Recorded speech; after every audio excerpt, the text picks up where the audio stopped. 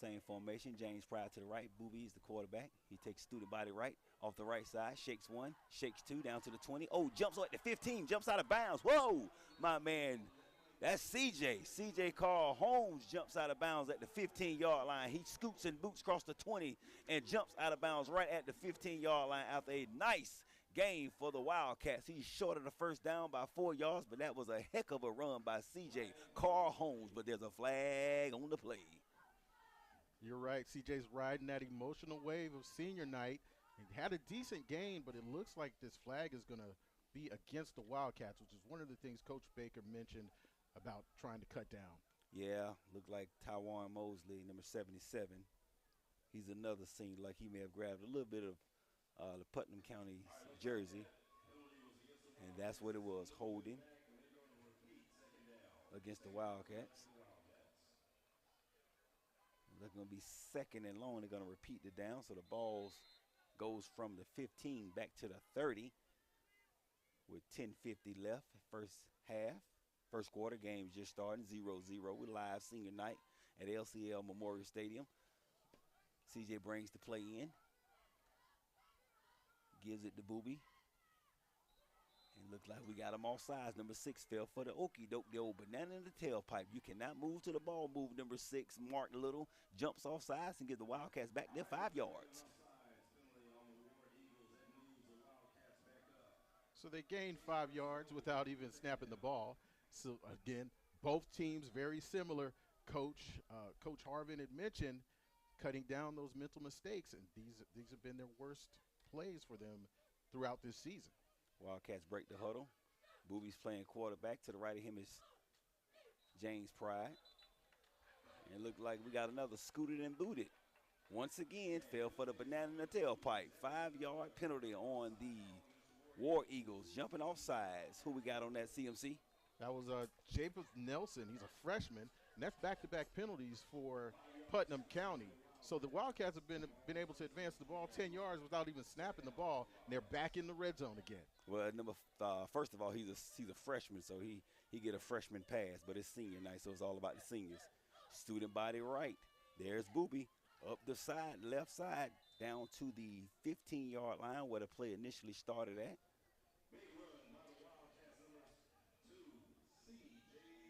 He said C.J. Holmes out loud, but that was number 5, Booby Harrison. That's another first down. First down for the Wildcats. If you need a car, truck, or SUV, go to the place. Honda Cars of Aiken right now. 0 down. No car payments until November, which is next week. Look them up at HondaCarsOfAiken.com. It was a good run by Booby to pick up that from that direct snap. Putnam County definitely knows that the Wildcats depend heavily on the run. So you see them loading up the box to try to slow this run game down. And that snap right there, just like you said, they loaded up the box. We got a face mask penalty. He untied his shoes, buckled his buckle, and everything else on that play. There's a flag on the play as Booby takes the student body left, QB sneak on the right side, but there's a flag on the play.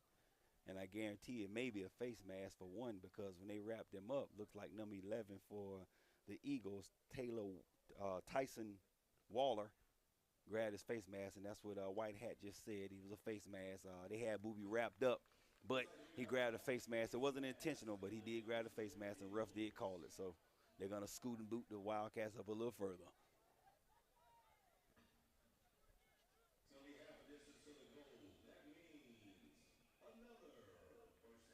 So they pick up another first down off of that penalty. Now they're deep in the red zone. And by default of a penalty, that is another Wildcats first down. Need a car, truck, SUV.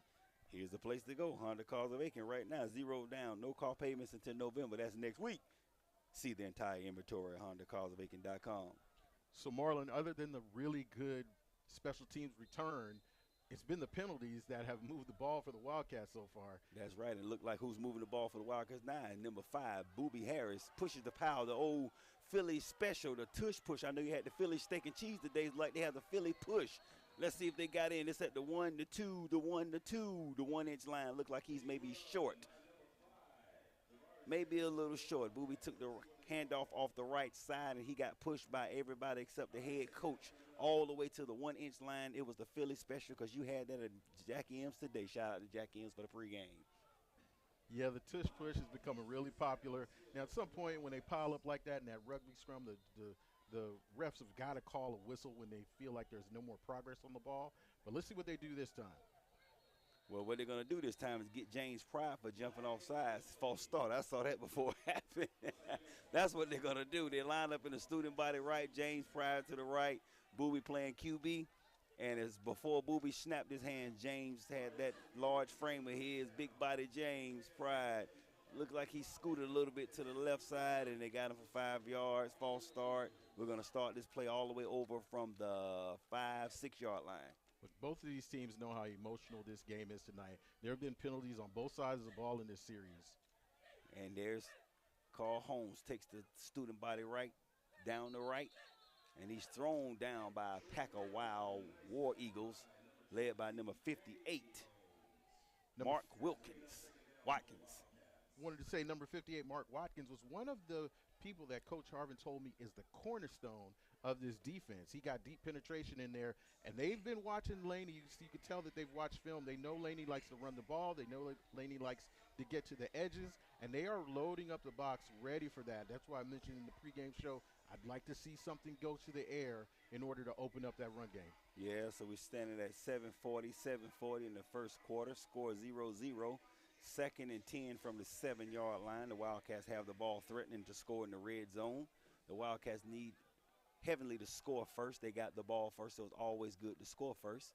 Here we go with a wing back to the left-hand side. Number 41 got in the game late, but he lined up in the wing back position. That was Keenan Burns, the sophomore, and looks like we have a timeout call by Coach Baker for the Laney. And the timeout sponsors today, we have a timeout on the field, so bring your child to the best daycare center in Augusta. Our timeout sponsor is A Brighter Beginning Child Care, located at 3423 Deans Ridge Road, Suite C. Call today, 706-793-9767. That's 706-793-9767. A Brighter Beginning Child Care Center. Well, Marlon, we've seen a lot of penalties on both sides of the ball in this first series. Something we can expect. You know, it's senior night. It's also playoff positioning is on the line. And I know the Wildcats would like nothing more than to start their run in the playoffs with a home game. So this means a lot to them, but it means a lot also to Putnam County. That's correct. It's a big Region 4-2A matchup between these two teams, and last year came down to the same issue. Third, second spot. We all know Thompson have the first spot, but last year the same issues going on. So it seems like when these two teams meet, it means a lot more than just a regular game. Student body set up to the right. We have James Pryor to the left. Carl Holmes takes the snap. He runs inside, off the left side. Touchdown, Wildcats. C.J. Carl Holmes takes it off the right side for a touchdown for the Wildcats early in the game. C.J. gets that run behind an excellent blocking from Pride and that offensive line. They're able to get in. Putnam County kind of knew what was coming, but they weren't able to stop it. They were just too deep into the red zone for them to get any push on it. So Wildcats finally do get on the board despite all the penalties. And now we're going to see what Putnam County is going to do when they get the ball after this extra kick. And that's one thing about Putnam County. They're known for having athletes, but one of the star athletes last year that put a dagger in the Wildcats' heart was Kilgore, and he is a graduate, and that kick is good with the 7:16 mark. The Wildcats are up 7-0 against the Putnam County War Eagles.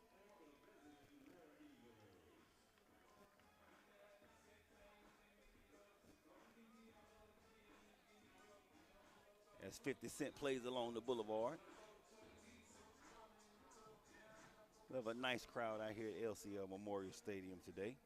Got a little bit of 50 Cent entertaining us for senior night, and there were a lot of seniors. And what was really great to see was all these seniors that have aspirations of doing things after high school. There were a lot of kids out there that are planning to start their own businesses, going on to college, getting into nursing, getting into science. So that was really exciting to see that from a lot of the seniors that were called out tonight. Yeah, and we was trying to get a list. I'm going to still try to get that list at least by halftime so we could – I wanted to give a shout-out to all the seniors as the game go on. Of course, we have the senior roster. We have the senior boys on the roster, but as band members and cheerleaders also, I want to give a shout-out, give them their just due. but we were unfortunately not able to get the actual roster of all the seniors, but we're going to try. As DJ Daggett kicks the ball off, back deep to receive the kick for the Eagles. It's number 10 who lets it rolls in the end zone, Corey Foster. So the War Eagles will take the ball at the 20-yard line with 7:16 left in the first quarter. Great kick by DJ to get it into the end zone, so no return for the War Eagles. They're going to start out on their 20-yard line. And the War Eagles, like we mentioned, that both these teams are built real similar to each other. The War Eagles have a tank of a running back in Rashad Daniels that Coach Harvin really puts his trust in. So we'll see if they'll try to establish their run game as the Wildcats did on their first possession. Yeah, and that's one thing he's going to have to deal with. He's going to run into a wall, and that wall has the law firm written all on it. You need accidents, anything like that, give the law firm a call, led by number 56, the senior, #Boulevard built, Chance Bush. The War Eagles take the roundabout like it's a jet sweep that almost went sweep left. Number 21 takes it, and he gets right back to the line of scrimmage after a short gain. Ran out of bounds by number 8 of the Wildcats. That's Jaden Shaw. It was a jet sweep that almost went left. That was almost a disaster on their first snap. That was Allen Hill, the senior for the War Eagles. Took the snap from the quarterback, bobbled it as he was running, and had that hit the carpet, that could have been an easy scoop and score for this Wildcats defense. Yeah, because right now you're still in the danger zone, having your back against the end zone, and you're against that. When you're against that scoreboard, that's not a good look, especially when you have the Wildcats who have that traditional 5-2/4-3 setup with that beast playing safety. Looks like the inside handoff to number 6, and he's snatched down. Get back here, said number 11, DJ Daggett, with a nice stop in the backfield for a 4-yard loss for the Wildcats. That's a 4-yard loss for Mark Little, the wide receiver and senior for the War Eagles, 6'1", 185. Wildcats were able to get in the backfield and stop that sweep in its tracks. You know what that sound is, ladies and gentlemen. If you're not watching and you're listening, the LCL band has entered the building. They're marching in, they're looking smooth, they're looking sharp, and they are suited and booted. Let's see what kind of play Coach Harvin has for a 3rd and Washington Road for the Putnam County War Eagles. They have a twin set up high, one down low with a split backfield, and that guy comes in motion with an offset. One comes in motion. Fake the jet sweep. He fakes the snap, and he's snatched down once again. The Wildcats just throw him to the ground, led by that senior, number 56, Chance Bush. Chance Bush takes down Jamarian Robertson, the quarterback for the War Eagles. It looked like they wanted to go to the air on that play, but he did not have enough time to go through his reads because that Wildcats defense swarmed him. I tell you what, Chance Bush is one of those guys who don't like to line up in the zero technique. He like to line up in the 2 gap, offset, so he could just split that double team and get between that gap and handle his business. Once again, the law firm, 706-1339, Payne. Give it to him. That punt was almost blocked by a host of Wildcats. And it's a misty punt that takes a Putnam County bounce near the L in the teeth of the 50-yard line, down right at the 50-yard line, midfield strike. 4:40 left, the Wildcats up 7-0 against the visiting Putnam County War Eagles. Big shout out to everybody. Big shout out to Hustler. Big shout out to Winston. We got Deluxe up top doing the recording. And also, we have all the fans on Roku as well as YouTube and PPBC TV live stream. And let's not forget about 96.9praise.com. So this is going to be the Wildcats' second series. They were able to run the ball and score on a C.J. Holmes punch-through on the end zone, but I still think they're going to need to open up that passing game. The War Eagles are committed to stopping the run. They know that this is the bread and butter for the Wildcats. And that's what they have set up, that bread and butter with 2 wings to the right, 1 wing to the right, 1 wing to the left. And we have that student body right with Booby. He runs across the 50 to the 40. And he stops short right at the 40-yard line. Booby takes a quarterback sneak off the right side for like a 8-yard gain. So it's going to be 2nd and 2 with 4:20 left in the first quarter. Good job by Harris of reading his blocks. looked like he wanted to go to the outside. He's able to cut it up the middle, read those blocks, and get into the second level of the defense with a really good pickup. Looked like we may have a timeout on the field called by Putnam County. What Wildcats did was they just switched QBs but kept the same formation. We had that double wing look with Booby in the backfield with James Pride on the last play. And on this play, what they did was they just took Booby out and put his BFF, his best friend for life, in the game. C.J. Carl Holmes playing QB with James Pride to the left with the same stacked wing-back formation. And guess what? Coach Harvin calls a timeout because he knew he was going to run that thing down the throat all the way down to his belly. So at 4:01 left, the Wildcats has called one timeout, as well as the Putnam County Eagles. And that timeout means it's another shout-out for Honda Cars of Aiken. Need a car, truck, SUV? The only place to go is Honda Cars of Aiken right now, right now, right now. Why? It's zero down. No car payments till November. Guess what? November's next week. See the entire inventory at HondaCarsOfAiken.com. So we were mentioning Coach Harvin earlier on in the game, in the pregame, and we know that this is his first year. When he's come in, he was really impressed with the football culture in Putnam County. He wants to continue that. We know you'd mentioned to me that these teams met last year, and it was a heartbreaking loss. They're really similar teams, and I keep mentioning that tonight.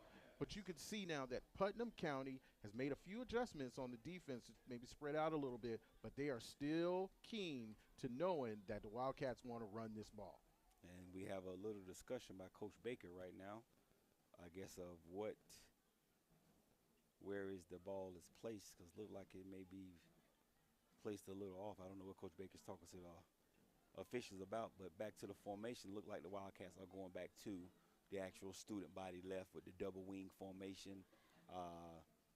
The Eagles are playing with no safety. Like you said, it's time to throw the ball, but of course Coach Baker is a defensive coach, so he's going to run until you stop it, and or once he finds you seeping and sucking in on that run, he's going to throw that pass. You know, Booby's very accurate. He's thrown a couple of touchdowns, even though he had 2 INTs last week for homecoming, but he's one of the most accurate throwers of the team. You're exactly right. I mean, you can see the lineup now. We got DJ alone out here on single coverage. He's going to be open if they are able to get a pass off. It looked like they just ran CJ to the left side to get the quick first down. It looked like he has enough for the first down. 3 yards gain off the left side, running behind the big body of 56 Chance Bush is number 2, CJ Holmes, and that's another Wildcats first down with 3:36 left. The Wildcats up 7-0 in this contest. Once again, timeout on the field. Shout out to Brighter Beginning Child Care Network, and also when it's a first down, we got to give a shout out to Honda Cars of Aiken. That's the first down for the Wildcats. You need a car, truck, SUV. The only place to go is Honda Cars of Aiken right now. 0 down, no car payments to November. Look them up, HondaCarsOfAiken.com. And look up as I see number 2, C.J. Carl Holmes get horse collar down right at the 2-yard line after a nice 5, 10, 15, 20, 25, 30, 37-yard gain. C.J. takes it down to the 2-yard line off the left side, student by the Wildcats. First down. Wildcats have been doing what they've done all year. Get to the corner, turn on the Jets. We know we've seen C.J. do this all through the season. Coach Harvin has seen it happen if he's watching the tape, but he still wasn't able to bring him down. Once he misses that tackle by the cornerback, it's wide open game for yardage on that run. And looked like they got him marked down a little further back. I thought he was knocked down to 3, but look, they got him marked down at the 8-yard line. I think he tippy-toed out at the 8, but he just got snatched down by his horse collar at the 3. So it's first and goal from the 8. And there's Booby off the left side, student body left. No secret, we're going to push the power off the left side, running behind James Pride. Booby Harris takes it up for a 3-yard gain. It's going to be second and goal from the 4-yard line. And from the looks of it, Putnam County is not going to change that defense. They're going to stay in that same defense as if they have a lot of field behind them, but they don't. That was Blake Tiller for Putnam County on that stop. One of the cornerstones that Coach Harvin had mentioned of this defense on that defensive line. Stack left. There's Booby, cuts right up the middle, and he stacks the pile, and he goes right to the 1-yard line, and they're going to have him down at the 1-inch line. Booby takes the handoff off the right, runs behind, guess who? Number 77, Jaden Mobley, and gets short, stop short. of the goal line at the 1 inch line. So it's going to be 3rd and inches from the 1 inch line. 2:01 left, 2:01 left in the first quarter. The Wildcats are threatening to score from the 1 inch line. So if you're Coach Harvin, you sell out on the run. That's what you pile gotta do. everybody up on that line, and you get it pushed. If they throw it over your heads, you'll live with that in single coverage. Well, it look like they have their linebackers in the gaps, but not on the line of scrimmage as Booby takes the snap. He gets cut right up the middle. I'm sorry, that's CJ. Ups the middle, and he runs to the concession stand, gets him a hot dog, and goes to the field house and changes his shoes. Touchdown, Wildcats. Number 2, Carl Holmes takes another TD for the Wildcats from the 1 inch line. And CJ gets that run again, similar to the first score that they had, but this time he wasn't even touched. That hole opened up by that offensive line, and he was able to take that in for an easy score.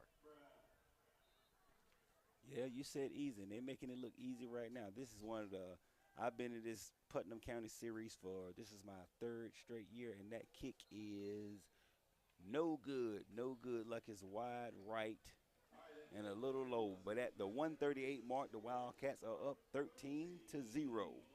But, yeah, this is the 3rd matchup I've had between Putnam County. I've covered between Putnam County and Laney. This is the first one they came out on fire. Normally it's a dog fight at the beginning. Somebody will start off slow and sluggish, but this is the first time either team has been up by 2 touchdowns or more. Well, Coach Harvin said that the mistakes that they make are going to be their worst enemy tonight. And you can see that on a team that likes to get out on the corners and use their speed, you've got to stay disciplined and fill those lanes. You can't chase them on angles. CJ is not somebody that you're going to catch if you take an angle to him. You've got to gang tackle him. You've got to hold your lanes and close them off, and they're not able to do that. Yeah, they better figure it out and figure it out fast, because if not, it's a long ride back to Oochie Creek. And it's taken by one of the upbacks of Putnam County. He takes it up the middle, and he has a nice burst through all the way down to the 45-yard line. My God, that kid caught one of the Wildcats running out of the lane and almost ran it all the way across the street to the Laney Memorial Gym. Wow. That was Omarion Butts, number 22 for the War Eagles, and he was 1 tackle away from breaking that and taking it to the house. So this is the first real positive gain or play that you've seen from the War Eagles tonight. Maybe that's going to be the confidence they need to go out there and get a score. And as Putnam County takes the field, we're at the 130 mark. Ball's at the 50. Well, 40, they placed at the 45, 130 left, Wildcats up 13-0. Putnam County has 2 wide outs, 1 running back, pistol formation behind the QB. It looks like there's a flag on the field, as you all probably have heard. And I believe it may be on the 12th man, Coach Baker, who's out there with no pads and helmet and giving the referees the business like he do every Friday night. I think I look forward to that almost as much as I look forward to the game, because Coach Baker do not play. Coach Baker knows lots riding on this game, playoff seeding, and he's really trying to get an edge for his team. Putnam County's finally had a positive play. He doesn't want that momentum to spill over into this offensive series. You know, Coach is really riding the refs right now to make sure that they're catching all these calls out here. Yeah, he's riding. He's riding like a rented mule too, Jack. I mean, and they have that action back to action. Have that. We had 2 guys in motion at the same time, and they just threw the flag. I knew they were going to get him. They had a jet sweep to the left and had 1 guy coming in motion as a pull, and there's a flag on the play. You cannot have 2 guys moving at the same time, young man. You got to wait till that 1 guy gets set before you put him in motion, QB. You should know better than that. It's not Pop Warner. And again, the constant mistakes from Putnam County. Coach Harvin was afraid of that. And one of his keys was playing no-mistake football, and he's not been able to do that tonight. Well, the QB is young. I mean, he's a junior. Of course, last year Robinson was a sophomore. He played behind that sensational senior. I forgot the young man's name, but he had D1 prospect written all over him. So Robinson did get in the game and play a little bit last year as a sophomore. He has the nice side. He looked the part. He has, you know, a live arm. But it's little things like that you got to pay attention and wait until your guy gets set and check the line of scrimmage before you put your guy in motion. Coach Harvin has got to run some plays to help settle this team down. Just keep it simple right now, just to get some type of groove. There's that jet sweep fake motion again. It's the tight end release off the line of scrimmage, and a pass incomplete. CJ on the coverage. Pass intended for number 3. That's Rashad Daniels, but the pass is incomplete. Rashad Daniels is one of their main weapons on offense. That ball hit him in the hands, and he just dropped it. And it was a good play because the linebacker was fooled by the motion formation, and CJ got caught looking in the backfield. And with his speed, he was able to recover. But Daniels was gone, and the ball was too because he dropped it. 125 left, 125 left in the first quarter. Wildcats up 13-0. Ball's at the 45. Putnam County has the ball. Twins left, pistol formation, where he gets out of the pistol, offset left. Fakes the handoff. QB takes the hands off at the middle. Think he's Cam Newton, but he's not. He's tackled short after a 2-yard gain, and there's another flag on the play. More laundry on the field. I think we're kind of getting used to this after each play. You and I are both checking to see if there's any flags before we even celebrate or say it was a good defensive stop by the Wildcats. Yeah, it's starting to be repetitious, and then this time I don't know exactly what it was. Okay, like they picked the flag up, they picked it up.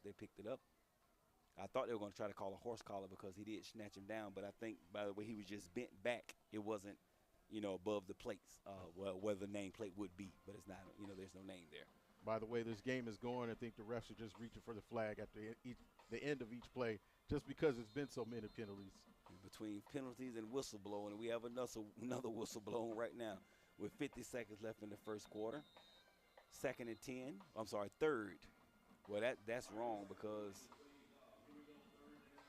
okay, they're trying to figure it out because it is third down. They're trying to figure it out. That's what Coach Baker was talking about. It is third down. So like it's 3rd and 7. And he takes the jet sweep off the left side, and he gets the first down for Putnam County War Eagles. That was the junior Rashad Daniels, 5'10", 190, really built sturdy like a tank, very powerful runner. Was able to pick up that first down for the War Eagles. So they finally have gotten some positive plays the first series in this series, the first time they've had that all night. Let's see what kind of pressure Coach Baker dials up right now because I think those boys are starting to hunt on that front line as they takes the jet sweep, look at that front line, take all that penetration and just rearrange that offensive line and just takes that line of scrimmage, pushes it back another 5 yards, led by number 56, Chance Bush. We know how physical this defensive line is. We know how physical Chance Bush is.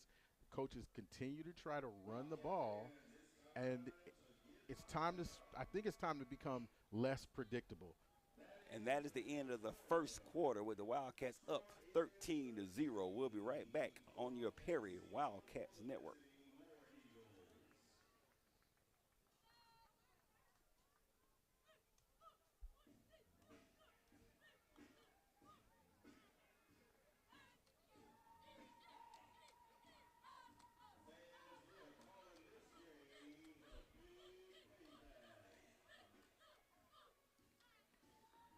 Yeah, because they should have never lost last year. Oh, man, that was personal. They took that thing personal. It was a mess. When I tell you it was a mess, they didn't even shake each other's hand. I forgot how that thing, they called the extra point back, and they made them do it again, and it failed. And after it failed, the fans, everybody just ran on the field. It was a mess last year, man. Coach Baker took his kids and they got on the bus. It was a mess. They should have never lost that game last year, man. I was wondering why they keep playing this song.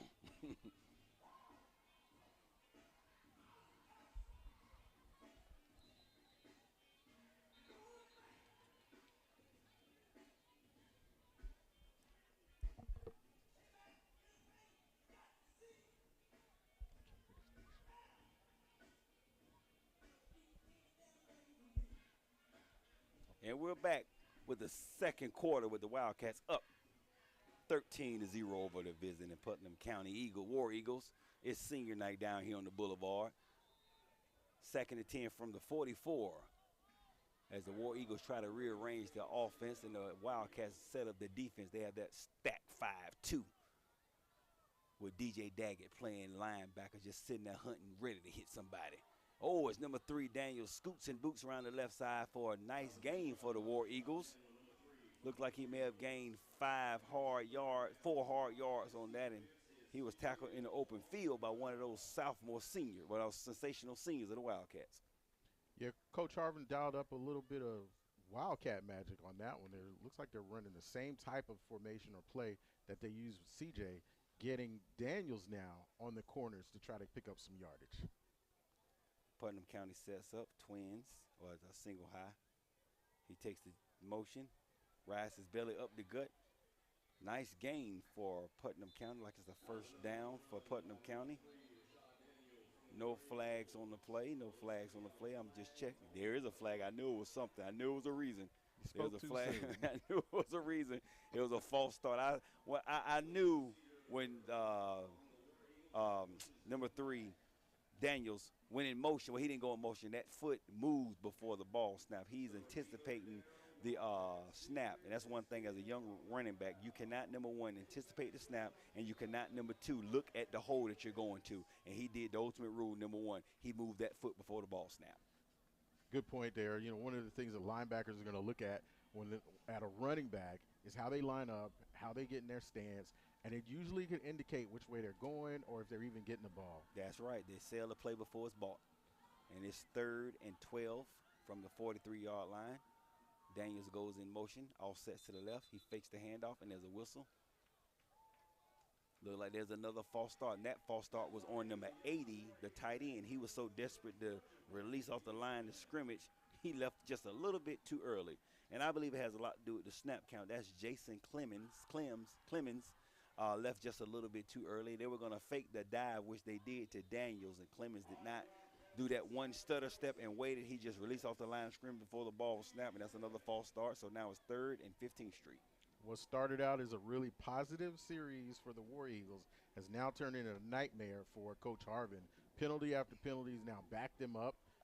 All the decent gains that Daniels had picked up on the plays that they'd run have been erased by just simple focus issues, you know, for this line, not focusing. And these penalties are really hurting the War Eagles. And it's exactly 3rd and 15. That's why I said 3rd and 15th Street as the Wildcats reset up, and there's twins right for Putnam County. Single high as the QB rolls to the right. He's thrown back against the grain. Nice pass, and he's cut low like a cutter blade of grass by number 5. Booby Harris cuts him low as he jumps up high. He'll never jump up high like that again. The quarterback hung him out the drive, threw him up. He's about 6'1". He threw it around 6'3", so he had to jump up and get the ball, and Booby cut him low right at the shoestrings. That pass was caught by number 14, Jason Smith, wide receiver, sophomore for the War Eagles. Looks like he's got some good stretching ability on him to be able to go up high and get that. But like you said, it was a great hit by the Wildcats to cut him down. No yards after the catch, and that's put them now at the 44-yard line. And it's 4th down, and they're going for it. And looked like the Wildcats gave them an extra 5 yards. Practice what you preach, Coach Baker. Once again, you got them twice, and they got you once, and looked like they got you when it counted, because that was 5 yards, and looked like that's going to be just enough. Well, no, is it? They're going to give it to them. They're not going to measure it. It's 4th and inches. 4th and inches. That offsides penalty, no, they're going to give it to them. 1st and 10. 1st and 10. 1st and 10 from the 37 off after that offsides penalty by the Wildcats. So they just gave them 5 yards, and they could have been punting the ball because I don't think they would have got that 1st down. That penalty really hurts.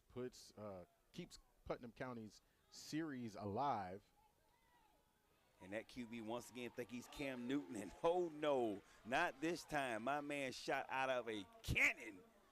Once again, you already know who that is. That's that man, mama. That is that man, number 21, the senior. Nicholas Thurman jumps out of a cannon. He's built like a tank, and he hits harder than a tank for a 5-10, 7-yard loss on that sling QB sack. One of the things the Wildcats defense does very well that Putnam County could learn from is Wildcats hold their lanes. They don't take angles. So Thurman was able to come straight in, rush in a straight line, and then pretty much the QB runs into him to make that an easy tackle for him. And he came with bad intentions, but this time he does. It's the best Cam Newton impression. He gets those yards back after he puts it in his belly. The DN dives in, and he snatches around the left side and get it. Most of that yardage back after a nice gain on 3rd down. That was 2nd down. It's 3rd down now with 8:14 left. The Wildcats still up 13-0. 3rd and 7 from the 37. 7-yard line. I think Robertson was surprised by how much yards he picked up on that. He basically tripped over his own feet trying to get around a Wildcat defender, but he was able to really get through that line almost untouched to pick up about, what did you say, 7 yards on that? 7 yards. He had the happy feet because he didn't see Terman nowhere around, so almost like he bounced it out. Now we have that funky formation by the Putnam County War Eagles with an inside belly. We used to call that Sally at 7 back in the early 90s. I don't know what they call it now, but he has a nice gain. It was an inside belly handoff to the outside guy, and he just cut through that 2-hole and got that first down. That was number 6 on the carry, Mark Little. Nice gain by the War Eagles.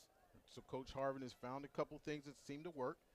He's faking that outside run, drawing off some of those linebackers to chase the corners, and then running basically an easy draw play up the middle to his wide receiver. That's what you do with an aggressive defense like the law firm. He's trying to catch him off balance or catch him off the heels. As you can see, you have the same formation once again. This time he takes the direct snap inside. He gets nowhere. Get over here, he said, like Mortal Kombat. Number 9 snatches him back. That's my man once again, the sophomore, DeMontrez Harris with the long hair just swinging and banging, doing his thing and down there at the defensive line. Yeah, that play went nowhere. As soon as that was number 8, Brandon Griffin, as soon as he got the handoff, that Wildcats defense swarmed him in the backfield, and there was no gain. You don't know Harris is one of those interns at the law firm. He'll be working there full-time next year as a junior. We don't hire anybody that's a freshman or a sophomore, but you can intern. So he will be a full-time employee with the law firm next year. 2nd and 9 as they try to do a QB bootleg to the left, and that's shut down for no gain. Once again, led by the law firm member, number 56, Chance Bush and Company, shuts him down for a 2-yard loss. So now they're behind the sticks. And we're looking at 6-12 left. The Wildcats up 13-0. Putnam County's trying to score, threatening to score, but it's 3rd and 11. What's always impressed me is the games that I've watched about the Wildcats is their discipline on defense. Yeah, we've seen some penalties. A lot of times those penalties have come on the offensive side of the ball. But the ability of the defense to hold their lanes and not chase angles is blowing up these War Eagles plays in the backfield. Blowing them up quick as they go twins left with that motion guy coming down the side, try to crack back. No, he drags across and they throw back play. He throws it up at the goal line and it's incomplete.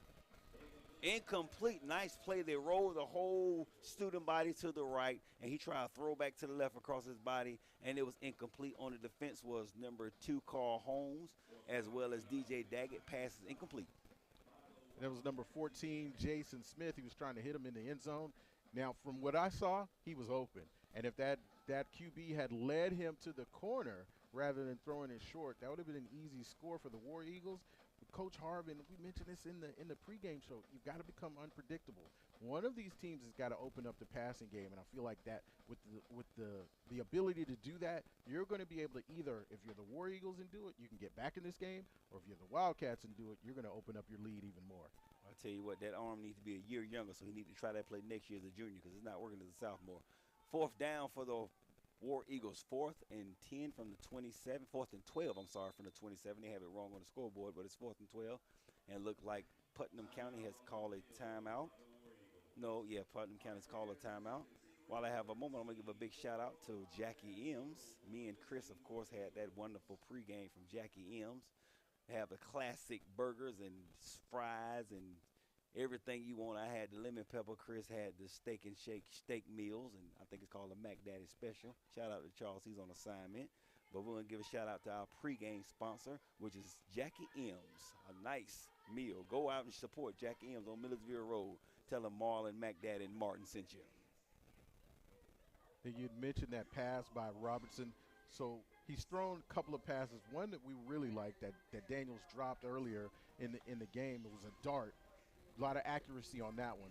But then trying to stretch it here into the corner, he threw it short. So you mentioned being a young guy, young quarterback, is not able to gauge sometimes how to put the touch on the ball in order to put it in a position for the receiver to have a play on it. Yeah, you got to put it in the right position. That's one thing you teach these young guys. He's a sophomore, so he's learning, and he's doing what he's supposed to do. He's throwing to a spot. It's up to the receiver to get to that spot. So we're not going to throw it to you. I'm going to throw it to that spot. So once you come out that break, here's what we're going to do.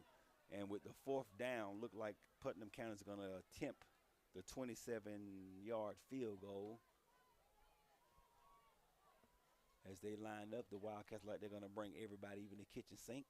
And the kick is low and no good. It went underneath the goal post, and in order for a field goal to be good, it has to go above the H's, not under the H's, young man.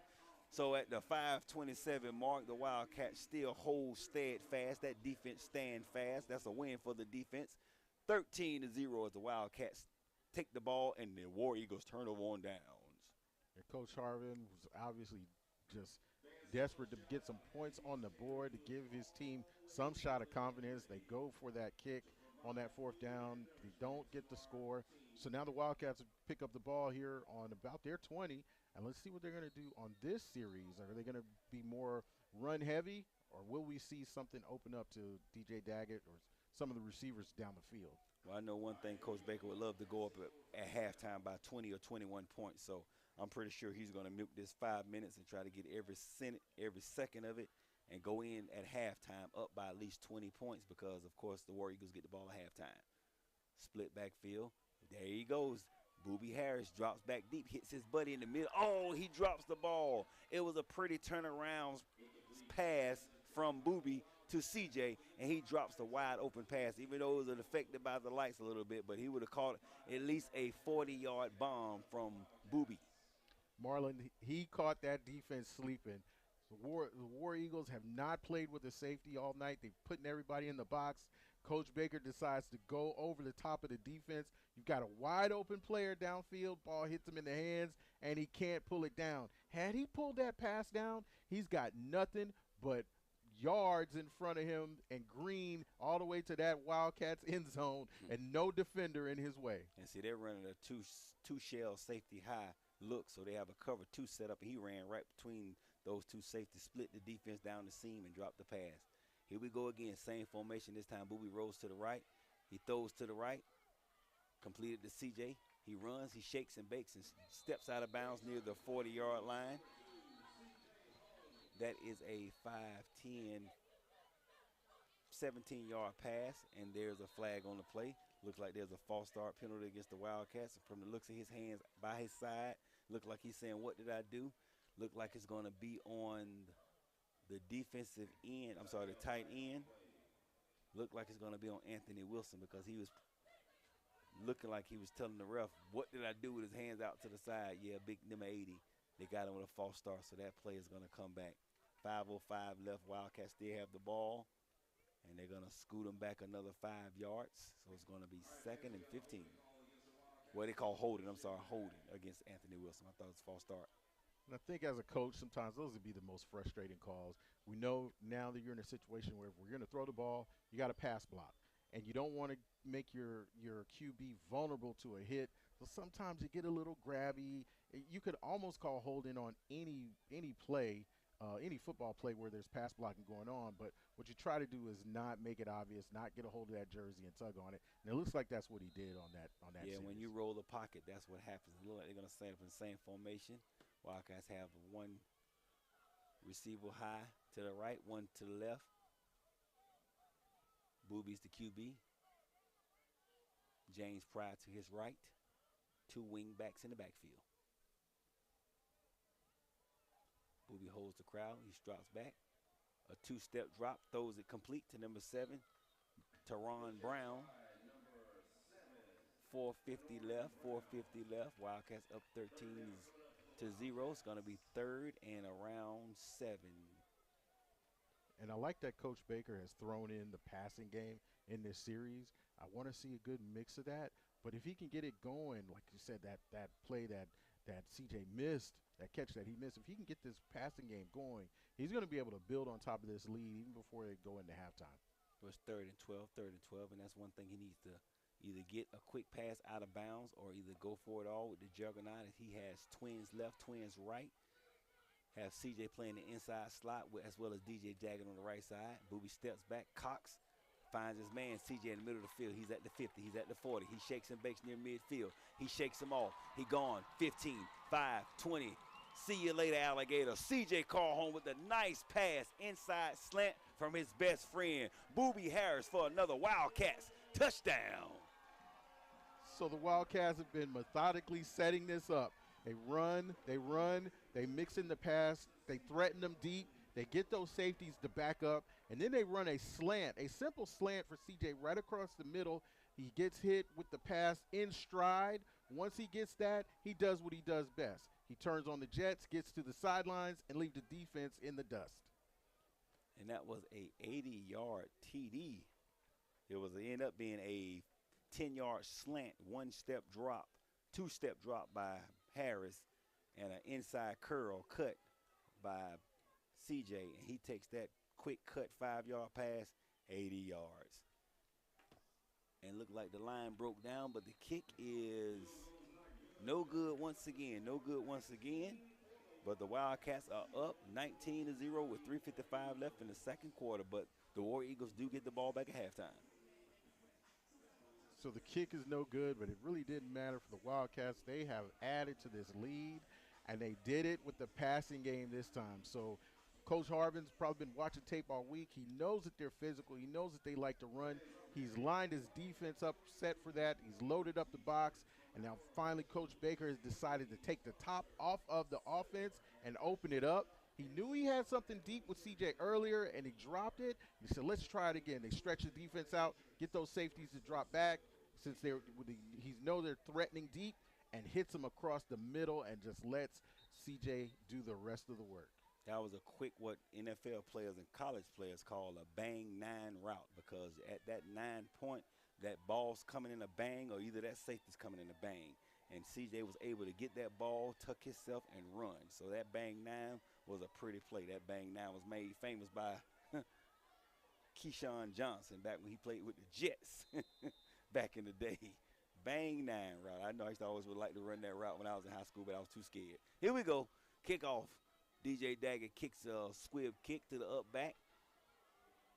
And he's slammed down suplex style by one of the Wildcats right at the 30-yard line.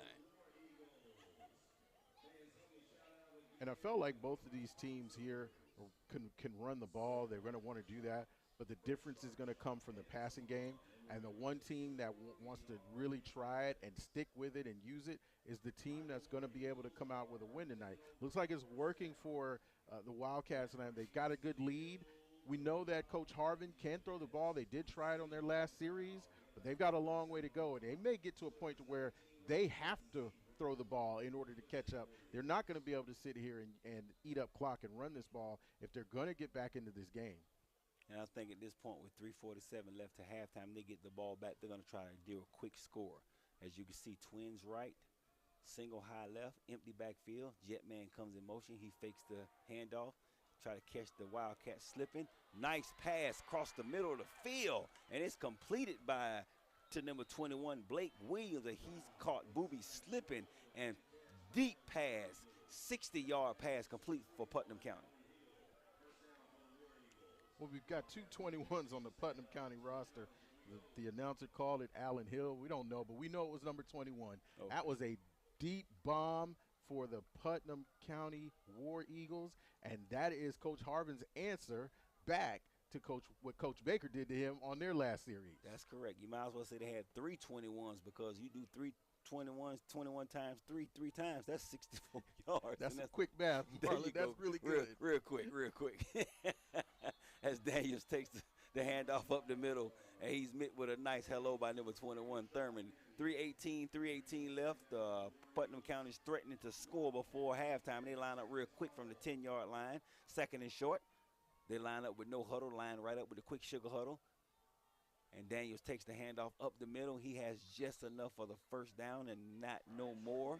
And he's at the 9-yard line, looks like. So it's going to be first and goal from the 9. And they line up back in that quick sugar huddle again. Daniel goes in motion. He takes the handoff from Robinson and runs into the wall of the law firm. No gain on the run. Like he may have got maybe an inch, so we're going to call it second and inches, or second and goal, because he's inside the 10 from the 9. 2:30 left. Wildcats up 19-0. And Coach Harvin is trying to do exactly what you said. He knows he's going to get the ball coming into that second half. He's trying to get a score now to try to double up on these possessions and maybe get the ball back and try to score again before half. Receiver right, receiver left, and they run Daniel up the middle, and he stopped for no gain. Once again, that law firm member has stepped up again, and that was number 4. James Pride playing defense, he's playing linebacker, almost like a hybrid DN linebacker. He came in from the linebacker position at the second level and met him face mask to face mask and said, hello, my name is James Pride. I'm a sophomore at Laney High School. Get down. 3rd and goal. 1:42 left. Wildcats up 19-0. And right now, Coach Harvin is running into the strengths of this Wildcats defense. That defensive line is stuffing him in his tracks. He needs to go to the air on this. As James Pride inches, and there's that jet motion sweep again, and he picked up and said, get WrestleMania style. Look at him. Mama is that man again. Number 5, that senior. Booby Harris, 5'7", 180. He plays 6'7", 260. 4th down, Putnam County. That was an amazing hit by Booby Harris. That's what happens when you stay in your lane and don't take angles. That offensive man is going to come to you. He picked him up and drove him back another 6 yards after that hit. And when you leave the ground from a guy that's 5'9", maybe 160 soaking wet, that looks bad. I mean, even though the runners was the same size as Booby, but it just looked bad when 2 little guys go at it, and a little guy takes that other little guy and picks him up off his feet and just throws him down. That is a charge in Southern States. Oh, my God, that was a nice play. 55 seconds left. 55 seconds left, 4th down, 2nd quarter. Looks like Putnam County is going to go for it because earlier the field goal was no good, and here comes James Brown with the big payback. We've been hearing it all day. Shout out to the Godfather Soul. And from looking up here, it looked like the running back had a lane for the end zone, and as soon as he turned it upfield, he was met in that hole by Booby Harris. I mean, and I think he's going to remember that for the rest of the night. And it's crazy because it's almost like they both had a 5-yard head start because Booby's coming from a corner 5 yards off the ball. And, of course, the running back is 5 yards off the ball. So they both met head-to-head. He got his braids like Marshawn Lynch for Putnam County, but he don't run like Marshawn Lynch. He run like Keyshawn the Wrench or somebody. He didn't get rid of them braids. Normally, you see a running back with braids hanging out the back of the helmet, you already know that means problems. But I tell you right now, he ran into a guy that says, I'm bad business. I'm Booby Harris. I'm Mr. Do Everything for Laney. 58 seconds left, 2nd quarter.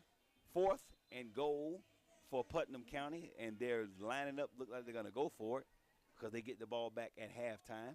So we're going to see if he marches his field goal team out there. All they need is 2 yards. It's not that hard. Go for it, Coach Harvin. I got faith in you, even though I don't think you're going to get it.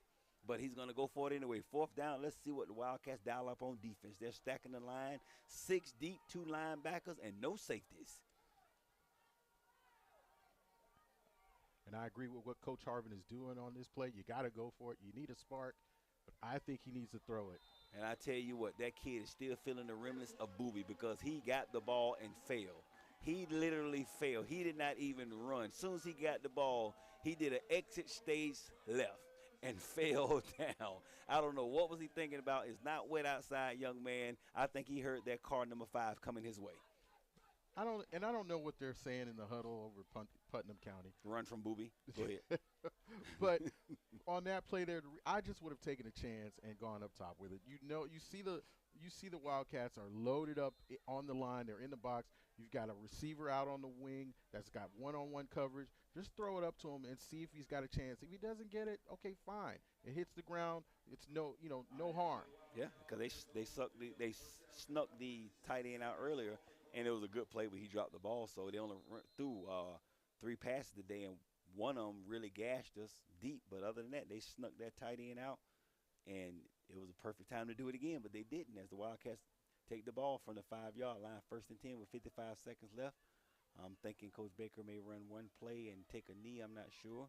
Wildcats up 19-0. There's no need to do anything and try to go 95 yards, and you don't have to. Rest your team. You got the momentum. You got everything going for yourself. But there's an official timeout as Booby comes off to the side. He gets the play from Coach Baker. trying to see what they're going to do with 56 seconds left, and you're up by 19, and you need 95 yards. What you going to do, CMC? Yeah, well, I think for the Wildcats here, you got to be a little conservative. You're backed up on your end zone. You don't want to throw a pass and it's intercepted, because that's going to open you up to a pick six. So I think the running games work for you well. You've got 56 seconds on the clock. Just run this ball, chew up the clock, see if you can pick up a first down, and get out of here, without turning it over. That's the last thing you want. On the Putnam County side of the ball, in that last offensive play, I still don't understand why Coach Harvin is running into the strength of what the defense is giving you instead of going up top. And it's almost like the pass was working for him before, but it's almost like now he's just going to be a little stubborn and stick with the run. You're not running over Laney's offensive or defensive line. That's not happening. Here we go. 56 seconds left. The Wildcats line up with CJ under center. And, yeah, he just runs up the middle, just give him a little room just to get the clock started. That's a smart play. And we're going to try and let this clock run down. So it's second down and 8 with 35 seconds left before halftime. And with the play clock winding down, and there's like a 5-second difference between the game clock and the play clock. So he's going to have to run at least one more play to get to halftime. And he needs to hurry up because we have 20 seconds left on the game clock, which means there's like 15 seconds left on the play clock. And he lines up a Neil smart play by Booby. And look like we're going to go into halftime with the Wildcats up 19-0. And we'll be right back after these messages with the halftime stats on your Wildcats Perry Sports Network.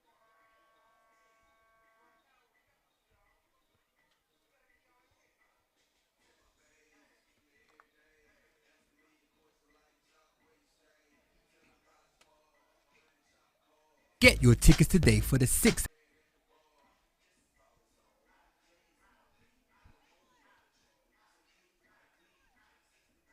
annual Ballad of Bands featuring Benedict College, Shaw University, Morehouse College, and the Clark Atlanta University Marching Bands. This event is on Sunday, November the 5th at 3 o'clock p.m. at the George P. Butler Stadium. Advance tickets can be purchased for only $10 at all area participating high schools or at the Richmond County Board of Education, 864 Broad Street, or purchase online at gofan.co. This event is being sponsored by Perry Broadcasting, Horizon Motor Coach, Kurtwood's Music, Miracle Infinity of Augusta, Frails and Wilson, and the Richmond County Board of Education. Days open at 2 p.m. Rain or shine, it's showtime. Oh, yeah.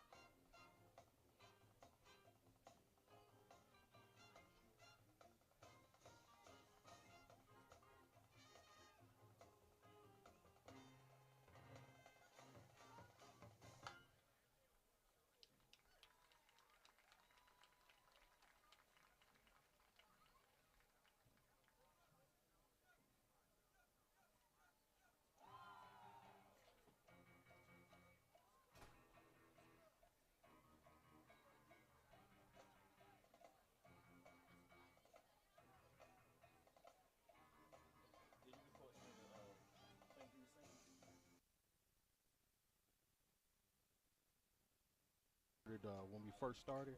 Yeah.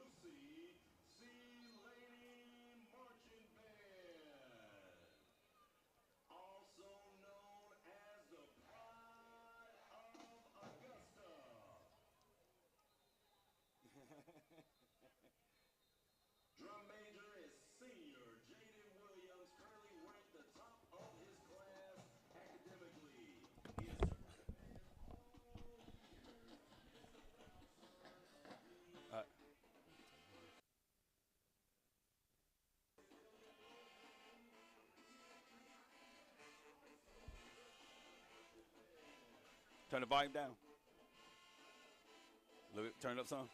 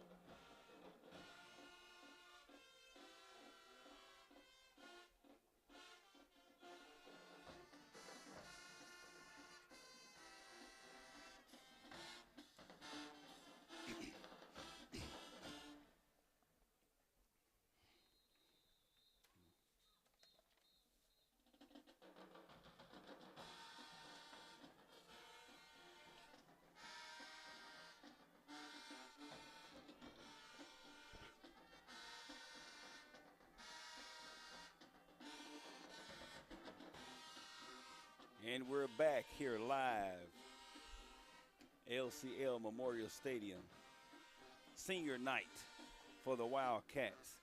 Wildcats up 19-0 as you hear the Laney band in the background, thumping and bumping, moving and grooving, shaking and baking. Quick recap for senior day, senior night, as the Wildcats take on the Putnam County War Eagles. Wildcats up 19-0. It all started, LCL. At 7:16 mark, CJ Carl Holmes run off the left tackle for a 7-yard touchdown. He wasn't done yet, folks. At the 1:38 mark, Carl Holmes once again takes it off the left side for a 1-yard run.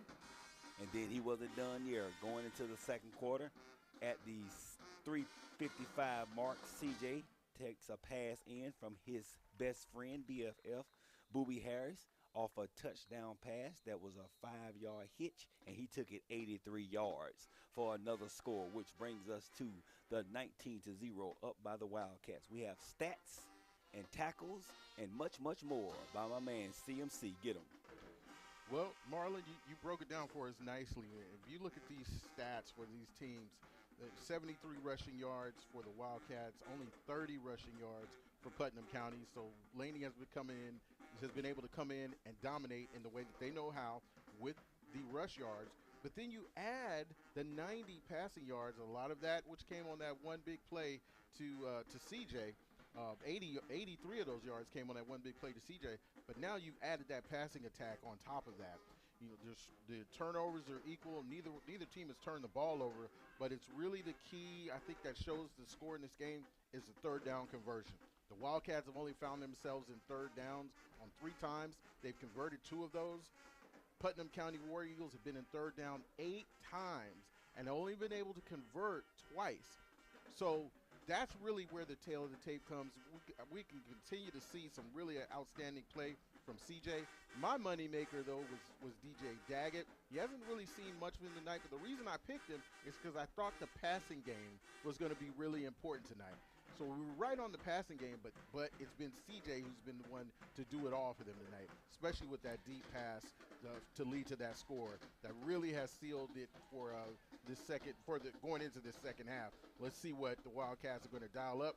And I know Coach Harvin's really angry because he talked about mistakes being their worst enemy, and there's been a lot of those tonight for Putnam County. That's one thing that both coaches spoke highly of. They want to eliminate penalties and play smart football. And both teams have been in bad situations early in the game. Of course, we thought we was at the laundromat the first quarter. It was so much laundry on the field. It was throwing rags, flags, and towels and everything else. Seemed like every time we looked around, it was some pink or yellow on the ground. So now we got all that ironed out. Of course, it was just travel, I think, things from Putnam County, coming from that hour and 20 minutes away. And then the Wildcats having the festivities of being senior night. Shout out to all the seniors, band members, as well as football players and cheerleaders. With that whole festivity going on, they had to acknowledge those kids, those young men also. That may have thrown everything off, and they start off a little sluggish. But, once everything was ironed out, the true teams are hitting the field. And, of course, the Wildcats did start out behind the gun. They start out with a 15-yard personal foul penalty by having the little show starting a little late and ending a little late. As the Wildcats, iCats do their thing on YouTube, PPBC TV, as well as Roku TV. Let's take a listen in at the Wildcats do their thing. Now, I've been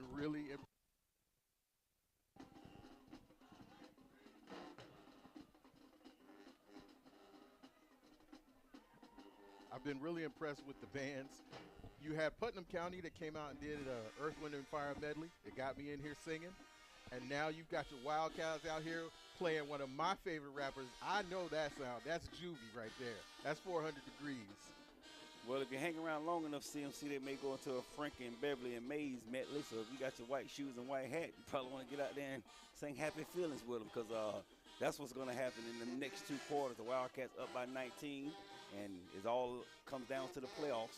With a win, the Wildcats will host a home playoff game, first round, barring anything else happen next week against Glen Hills. We're not going to speak about that. Of course, we're going to take it week to week, but we know what the big problem is at hand right now for the Wildcats to win this game, number one, for bragging rights, for region rights, but most importantly for that home field, home playoff game for the first game. Anyway, Thompson's their first seed. Wildcats can get the second seed with the win, but a L get them to the third seed. So right now they're looking as playing like a second seed team, and Putnam County is playing more like a third seed team. But we're going to see how both coaches adjust after halftime and come out and make these new adjustments and see what happens. Well, you're right. We don't want to get ahead, and they play Glen Hills, which is my alma mater, and it's been a tough year for them. But we don't want to think too far ahead, because I think Putnam County has gone in there, got some talking from Coach Harvin, and they're going to come out here and put up a fight. You had mentioned that sort of the bad blood or the rivalry that's developed between these two teams here in the stadium. They're playing the big payback because of what happened last year and that 1-point loss. So it has been a really emotional night for these seniors who remember that, coming in here wanting to play a good brand of good brand of football in order to make that seeding special for them and have that first start of that playoff run happen here in the LCL Memorial Stadium. And that's a segue to what I'm about to say next. If you'd like to have a sponsorship with the Wildcats broadcast football and basketball and have your commercial in front of the local sports fans, contact me or Charles McNeil at Charles McDaddy McNeil on IG, Instagram, as well as CMC McNeil Sports. He'll be in contact with you as soon as possible. That's for any type of sponsorship for the basketball and as well as the football and as well as the basketball team, which basketball season starts up pretty soon. The Wildcats are looking forward to that. So we want to invite everybody out who's on this, listening to us by YouTube, listen to us by 96.9 Praise, or watching us on YouTube or watching us on Roku TV to support the Wildcats year-round, because basketball season is coming up. And we have a bunch of the young men who play on the basketball team, on the football team right now. So you will see these guys in the second half of the season, before Christmas for the tournaments, as well as after Christmas when the regular season starts for basketball. Shout out to Coach Smart, living legend at Laney. Of course, everybody know he's been here since a long time. Shout out to Coach Smart. Every time you see him, he have those rings on his finger, man. He gave me dap in the gym, almost broke my finger. That ring hit my hand so hard, man. I had to tell him, hold up, Coach. You know he's a big guy. He still got that natural strength. I'm 5'7", 165, soaking wet. He grabbed my hand, almost broke it with them rings on, baby. I said, hold on there, Coach. You need one more ring before you break my finger, man. So we have 135 left going into the third quarter as the Laney Wildcats march off the field. So what are your thoughts going into the third quarter, CMC, and what do you think more so? We know what Laney has to do: maintain, stay penalty-free, and just milk the clock, because at this point you have a defeated team who has traveled 2 hours, got to travel 2 hours back, and that ride is much longer when you're had an L hanging over your head. What do you think Coach Harvin is telling his team at halftime to try to maintain and keep everything on an even keel to keep this game interesting? Yeah, he's got a tough task for him. Like, this is his first year, so he wasn't part of that really tight battle that happened last year. So now he's got to help his team stay focused. This game is getting out of reach, but it's not out of reach. They've got to come in and set a tone on defense to shut down this Laney team, and they have got to have some success on the offensive side of the ball. They can't have a 3 and out. They can't have something that stalls out for them in the red zone like they had before. You tried to kick that extra point or tried to kick the field goal to put some points on the board, and they missed that. So everything that they've tried to do to at least make a mark on the scoreboard has not worked for them. They can't have that happen in this second half. I believe he's going to come out here and open up this offense. He had some success with the passing game. Let's see if he goes back to that. On the Laney side of the ball, they've got to stay the course. They know how important this is. They know what happened last year. It is senior night.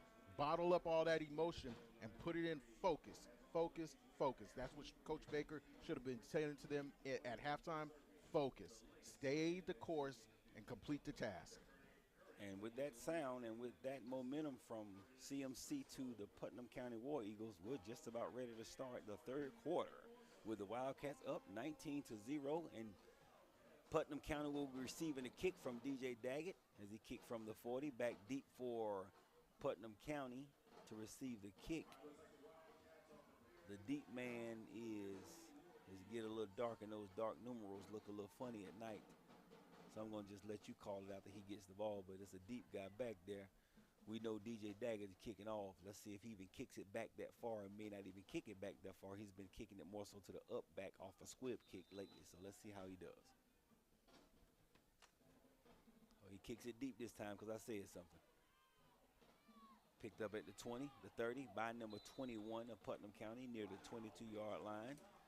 And he stopped short of the 22-yard line by number 41. That's that sensational sophomore, Keenan Burns of LCL. And on that return there, that was Blake Williams, a running back freshman.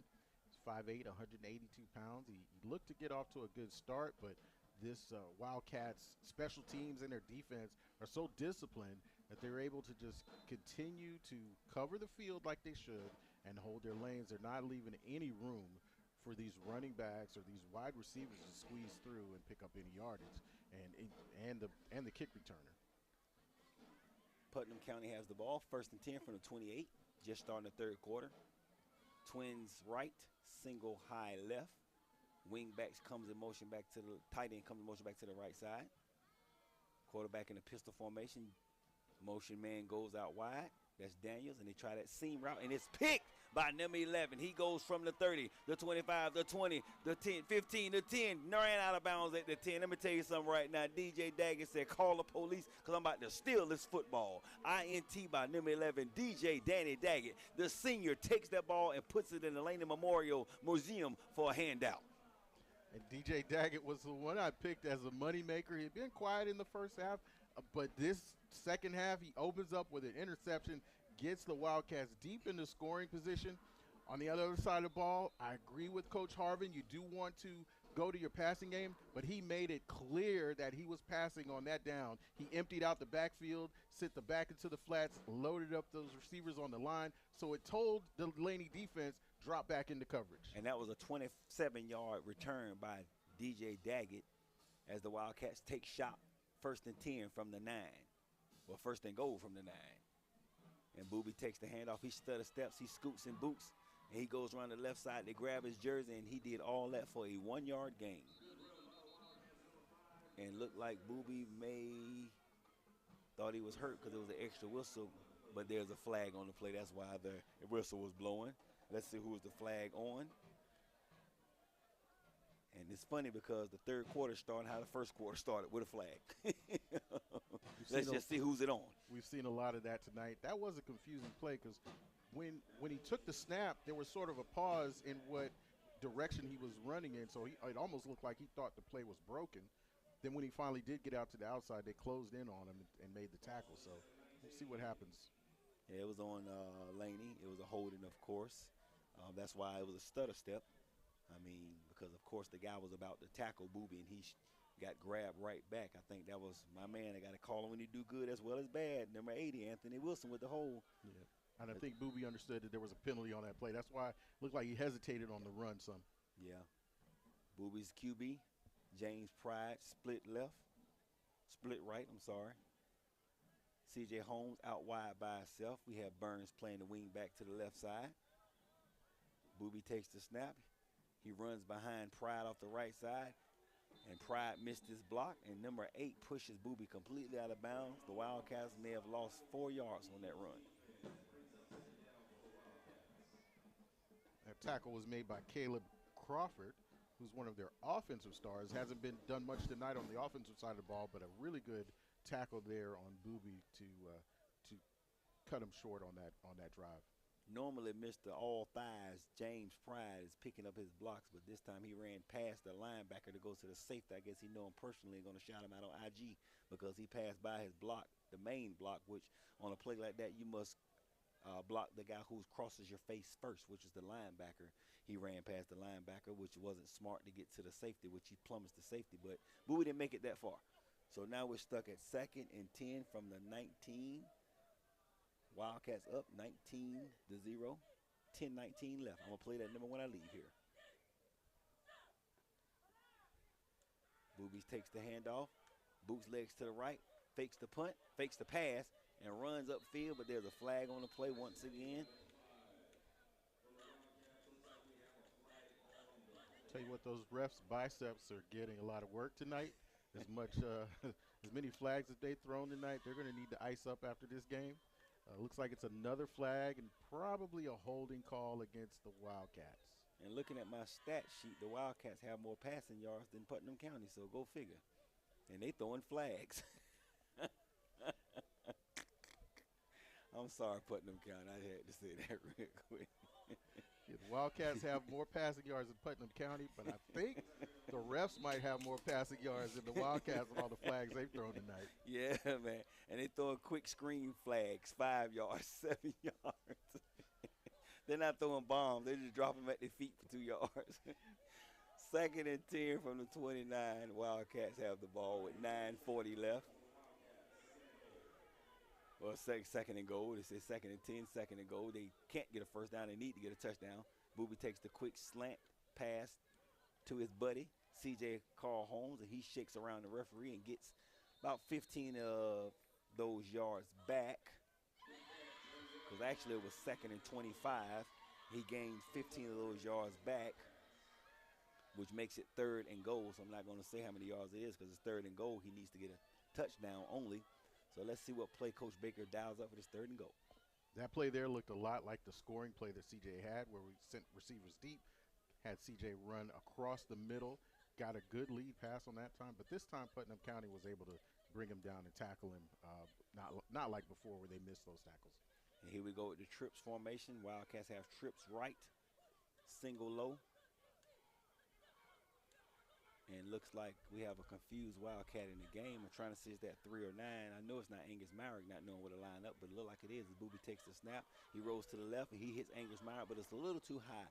That play looked like it was busted and disgusted from the snap of the ball because that guy, I'm trying to see if it's Angus Myrick. I'm not seeing that's a 3 or a 9. Looks like it was Jaden Shaw. Jaden Shaw, okay, 8, okay, yeah, okay, I see it now. Yeah, everything looks kind of funny with the numbers now. But he was trying to figure out what to line up, so I knew that play didn't have a clue. And, of course, Booby, really not knowing he was going to go to him anyway. In a place like that, a game like that, you just tuck and run when you have as much talent as Booby. Don't even worry about whatever the play was because he didn't know how to line up. Which now is incomplete. 4th and goal from the 29, Wildcats ball. And we have trips right, twins left, empty backfield. Booby's playing QB. Let's see what goes on. 4th down, you got to score. 8:33 left. Wildcats up 19-0. Booby has a wall, and it's shut down. Here's a sack by number 8 and 57 of Putnam County. Turnover on down for the Wildcats. That sack was by Brandon Griffin, number 8 for Putnam County. Sophomore, 5'10", 170 pounds.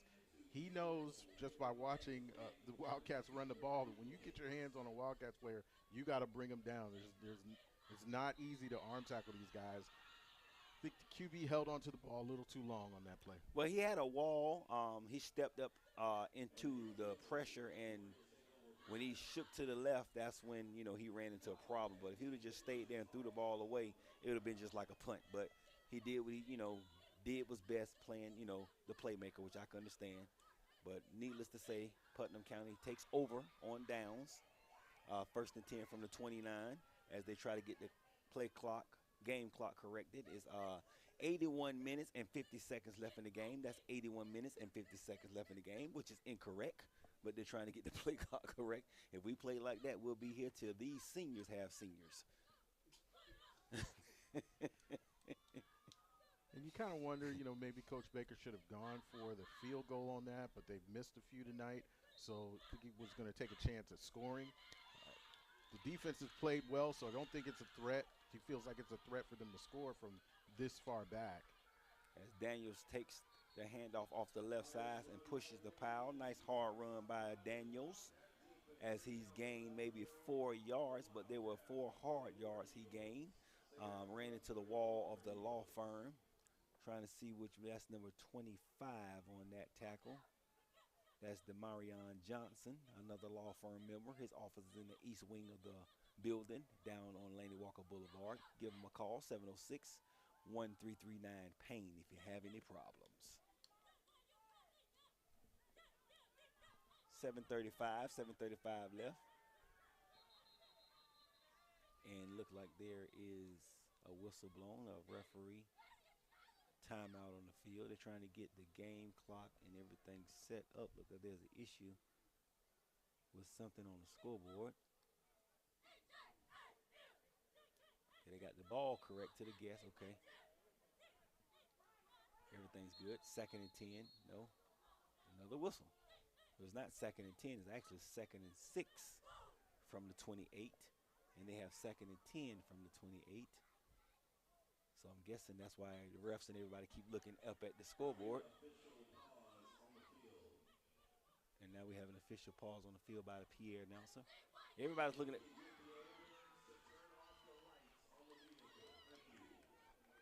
Everybody's. Okay, so we're good. Still says 2nd and 10, but we know it's 2nd and 7 from the 28. Bunch formation for the Putnam County. They try to run off the left side. No doing. Maybe a 2-yard gain. Short gain. DJ Daggett was in on the tackle. Also Jaden Shaw. That was Rashad Daniel on that run for the War Eagles. Just picked up a couple of yards, and now they are looking at another 3rd down to try to convert, which they haven't had a lot of success at doing that all night long. And more importantly, they're eating up the clock with time of possession, but they're not going anywhere. They're within that same, I would have to say 30 to 50, besides the long pass. And, they're just eating up clock. So 6 minutes left in the 3rd quarter. 3rd and short. As the QB takes the snap and fumbles it and lands on top of it by himself, he has the number 2 for a reason. He looked like Cam Newton in the Super Bowl, but this time he did jump on the ball and recovered his own fumble. And in a case like that, it may have worked out in his favor because when he dropped the ball, he recovered it over the line of gain. So it's 1st and 10 by default for Putnam County. What luck is that? They've been pretty lucky on that play, but they haven't had a lot of luck tonight. I still don't understand why Coach Harvin is continuing to try to run the ball. He's down double digits now, and they're running out of time. It's time to open it up to get some scores quickly. You've got to score in a hurry, and you don't want to wait until late in the game to try to speed things up. Double wing formation. QB fakes it to the wing, runs out to the left. Johnson throws it downfield, double guarded. And that pass is almost intercepted by number 9, but he was a little short by 2 or 3 inches. Vince Sanity, who won the dunk contest in 2000. And he couldn't get up high enough to knock that ball down, and the pass is complete for a 15, 20, 27-yard completion for Putnam County. That was a huge reception by Blake Williams, the freshman, for the downfield catch. It looked like it was going to be a little short. You mentioned the Wildcats almost had a chance to intercept it, but it went over his hands, and the wide receiver had great concentration to keep his eye on that ball and bring it down. Double wing formation. Johnson sets up his offense. Daniels goes to the left. Linebacker sneaks up for the Wildcats. That's DJ Daggett. And he springs to play outside, and a nice open field tackle by the Wildcats as Daniel gains maybe 7 yards. So Coach Harvin sees the rush coming from the left side. He runs the ball, or coming from the right side, he runs the ball to the left side. And Daggett almost ran that ball down, but of course, you got Jaden Shaw out there playing corner. He's pretty solid. But if he would have cut back in, I believe Daggett was going to go over the shoulder for the rip because he didn't even hear Daggett coming. And we have 2nd and 4, 5 minutes left. Wildcats up 19-0 in the third quarter. Twins left formation, pistol formation. Daniels goes to the left of Johnson. Johnson takes the snap, fakes it to Daniels, gives it to Daniels. Daniels mows and mauls and growls and grooves for a first down for Putnam County. He ran over his own man and 2 Wildcats just to get that first down. So Rashad Daniels is one of Coach Harvin's favorite players. He's a stocky guy, 190. So he's one of those running backs that kind of wear you down as the game goes. He starts to pick up more yardage in the third and the fourth because he's such a bruising, powerful type of back. And you see he is starting to wear down a little bit on some of these Wildcats linebackers. Let's see if they can stay strong through the rest of this game and cut his yards down. Yeah, he's built thick, and right now he's to the right, and he takes the handoff from Daniels up right into the teeth of that defense, and touchdown Daniels. Putnam County scored. 4:14 left. Putnam County scores the first touchdown by Daniels. And there they go to their bread and butter guy, Daniels, the tank. They give it to him. He's able to push his way through. And again, we're just talking about him, how he wears defenses down. You know, that constant pounding of his frame, against those linebackers. He's going to start to break tackles as the game goes on. There's still a lot of time left, but the War Eagles have got to score in bunches in order to catch up to this Wildcats team. Yeah, it's going to take a lot to catch up because that drive took all of 9 minutes or so off the clock. We're right at 8.5 off the clock, barring, of course, the couple of penalties that stopped the clock. But for the most part, it's going to take everything and a little bit more to climb back in this game with 4:13 left. As they try for the 2-point conversion. It looks like the same play. Daniels scoops up. No, that's not Daniels. This time it's a flag on the play, and number 25 in for Daniels. I guess he's a little tired. That's Bryson Foster. And it's a delay game call against Putnam County as Foster goes in for Daniels. And they were trying to go for 2, but we're going to scoot them back another 5 yards. Let's see if they try to go for 2 now. Yeah, you're right. They brought in a new QB, so kind of throws off the flow of the game for them. They get a delay of game, and now it backs them up. So these penalties, these mistakes are some of the things that Coach Harvin said that his team needed to eliminate in order to give themselves a chance. I'm surprised they don't have the thickums in there. Daniels, like you said, he's a lower body bruiser. I'm surprised they don't have him in the game right now. But either way, they have Foster scoops up. He fakes the handoff. Johnson boots out to the tight end, and he catches the pass, and he stops short of the line. The defensive line of Laney steps up and stops him short. Big stop on a 2-point conversion by number 11, DJ Daxon. Shuts him down on the 2-yard line. 2-point conversion, no good. 4:10 left, third quarter, Wildcats up 19-6. The War Eagles execute a good play. The receiver leaps over the first defender, but he's met by my moneymaker, DJ Daggett, who keeps him from converting that 2-point conversion. It looks like your moneymaker is all night like an ATM machine. Go put your card in and withdraw over $400. Wells Fargo won't let you do it, but DJ Daggett will. Here we go, 4:10 in the third quarter. Big shout out to our sponsors, Jackie M's, while I have a moment. Jackie M's, incredible Philly cheesesteak, variety of wings, Jamaican jerk chicken, the world's best sweet rolls, chicken, sweet rolls, and everything else. Jackie M's loads you up with fries and, of course, that Kool-Aid like you had when you was a baby boy.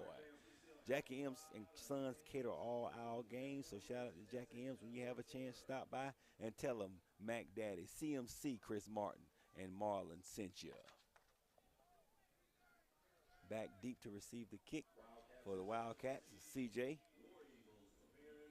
War Eagles prepared to kick, but I guarantee they're going to try a squib or onside kick to try to keep the momentum going. Shout out to number 47. Once again, he's not on the roster, but we're going to give him his just due for kicking the ball off for Putnam County. Like I said, I think he's going to squib it because he don't want to kick it back there to that horse, CJ Carl Holmes, who has 3 touchdowns on today. He's the man. He's on fire. And I'm not talking Alicia Keys. Putnam County finally had some success on offense, led to a score. And, you know, it's going to give them a chance to be able to try to get back in this game if they can come up with a stop. But, again, we get another whistle on this play. And if I had to guess, I'm guessing, which it don't happen that often, Putnam County, that very often happens. You have a gunner on the end who sees the whole line of scrimmage, leaves and crosses the line of scrimmage before the ball's kicked. How do you get an offsides off a gunner playing at the end of the line of scrimmage and can see the ball and goes before the ball is kicked? How? Emotions. How? Not focusing. You're not that jack to get down there and make a tackle that you're going to run off sides before the ball is kicked. Come on, son. Coach, you're a gunner. You have the most speed. You can make it up. Coach Harvin knows his team well. He knew the mental mistakes were going to be a big part of if they're going to be successful tonight, and you've seen it happen. As CJ patiently waits on the walls to be built, halfway built, he takes around the left side. Tackled by number 7 of Putnam County. Nice gain near midfield. Wildcats ball. That tackle was by number 7, R.J. Hines, the wide receiver and defensive back for Putnam County, sophomore. As Coach Baker gives his team the final instructions, and I got to say, after that little blow up against the referees, Coach Baker's pretty much took off his pads and took off his helmet, and he's becoming a coach and not the 12th man player because Coach Baker gets intense and puts it in and gets it in. 4 minutes left in the third quarter. Wildcats 19, Putnam County 6. And we have our offsides. Once again, you got to watch the move. Don't move. Watch the ball. Don't move until the ball moving. Putnam County has that problem all night. Look, the referees are so tired of throwing flags tonight. They didn't even throw one on that play. They just blew the whistle, picked up the ball, and walked off the yards. And he's telling the truth. They didn't. I did not realize that because I'm looking for a flag by the guy who blew the whistle, and you are correct, sir. He picked the ball up and just walked it up. I'm tired of reaching for this flag. That's right. Like we said earlier, the refs are the leading passers in the game tonight. They got more passing yards than both teams. True. As Booby takes their hand off, they don't have as much rushing yards. Look at Booby. He shakes and bakes and cuts back inside against the grain, switches hands at the 30, the 25, and runs out of bounds and gets pushed out of bounds. Oh, they grab the flag then. He pushed Booby to lane 3 of the track. How do you get pushed from the 20-yard line off the side, off the grid, to lane 3 on the track? Personal foul against Putnam County after a 47-yard run by Booby. We're going to add another 15 to it because it was intentional. You kind of feel bad for Putnam County because you see number 9, Caleb Crawford, pleading his case, but Booby was giving himself up. He was going to run the ball out of bounds. You are taught to follow through with the play and follow through with the stop because you never know when a player may cut back. But it was obvious Booby was going out of bounds. Putnam County came up, gave him a push, and Booby might have added a little bit of acting onto that. Yeah. But why not? Yeah. You're going to get the penalty. Yeah, he wasn't running full speed, so, of course, you give yourself up so your body is limber. And when you're next to the photographer, you pretty much 5 yards off the playing surface. So, yeah, he was giving himself up. He wasn't nowhere near the tarp. He was on next to the guy taking pictures in the yearbook. Here we go. Wildcats have the ball inside right at the 11-yard line. 1st and 10 from the 11 exactly. 3:47 left third quarter. Wildcats up 19-6. CJ takes the snap, runs behind Burns, and he's shut down right at the line of scrimmage after a no-gain play. Nice coverage by Putnam County. Putnam County, Mark Little, he's been on a couple of tackles tonight. That's a senior, 6'1", 185. Plays cornerback for the team, and he blitzed on him that time.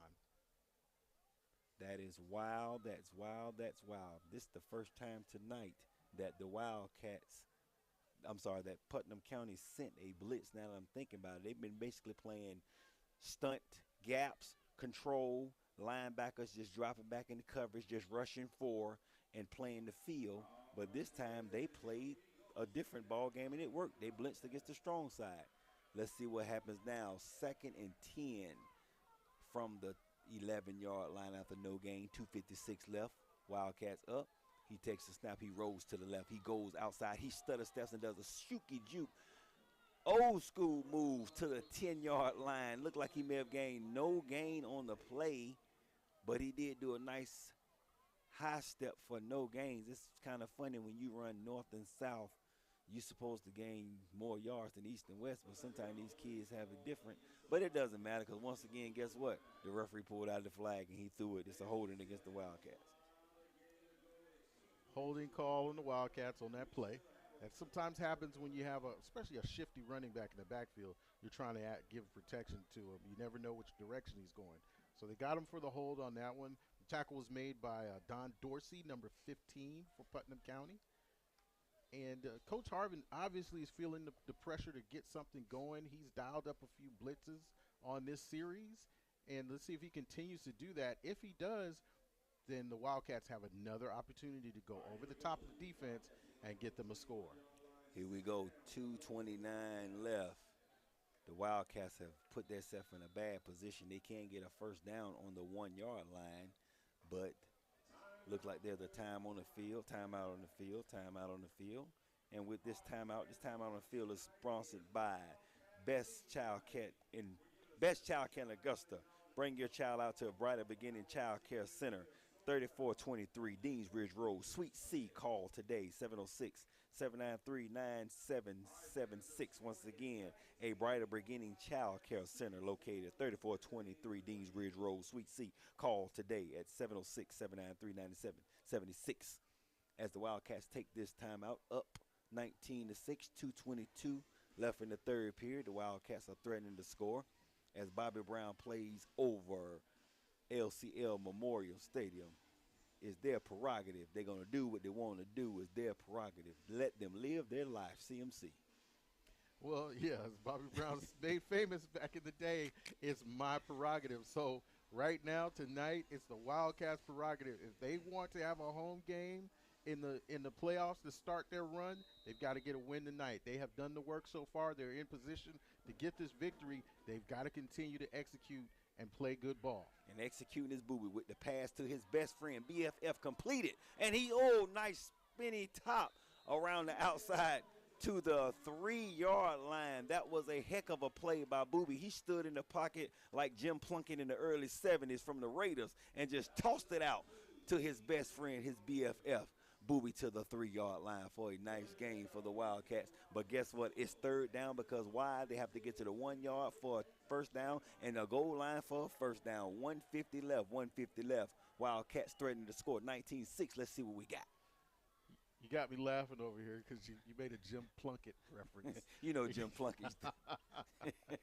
Poor Jim Plunkett. I'm gonna tell you, Booby's played a little better than Jim did in his later years. Jim was a tough guy. Yeah, Charles McNeil. You know what I'm talking about. He's on assignment. My man here, CMC Chris Martin. I'm Marlon Palmer sitting in. We all chilling. But Charles know who Jim Plunkett is. Everybody know who the old school Jim Plunkett is. As we have another timeout on the field, and that's called by the Wildcats once again. So he only have one in his pocket. He's not going to take it home. He may burn it, I guess, in the fourth quarter. He only have one left.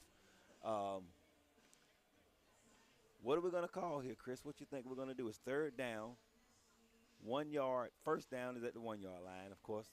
Goal line is the touchdown. It's 4-down territory. What you think? Right. I agree with you. It's funny, you just mentioned the Jim Plunkett reference, sort of old school. A lot of time when we're watching Coach Baker, sometimes Coach Baker does go to sort of an 80s style offense, a power running game.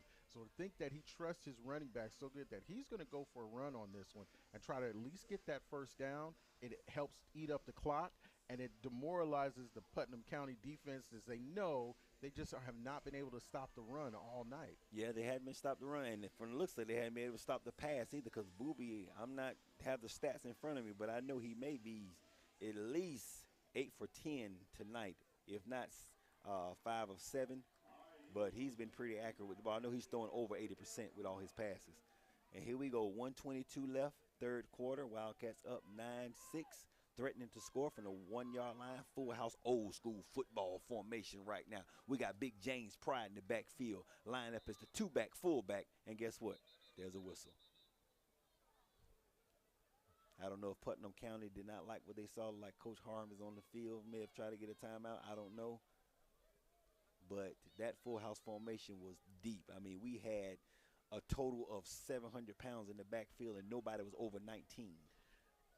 And as much as we've watched these games, I think you and I both are getting to know kind of how Coach Baker likes to call a game. You know, in this situation down here, we were just saying he may go back to that 80s style formation. Yeah. He put three backs in the backfield, sort of that wing type of formation, and he was going to power that ball into at least a first down, if not try to get it into the end zone. Oh, yeah, all that beef in the backfield, you was guaranteed 3 yards. I don't know about the 4 yards for a touchdown, but you're going to get those 3 yards for a first down.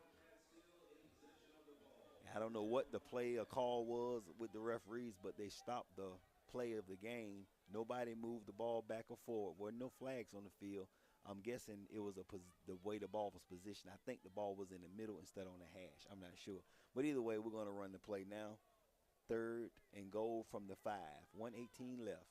And Coach Baker goes back into the shotgun and gives it to guess who? Number 5, Booby Harris takes it in for another Wildcats touchdown. Number 5 takes it in for almost 5 TDs for the night, but that's only 2. Booby Harris for the nice run off the left side. Touchdown, Wildcats. Nice run by Booby. Coach Baker again goes with his power lineup. He puts the beef in the backfield. Putnam County gets sucked into it and pinned inside, and Booby cuts it to the outside.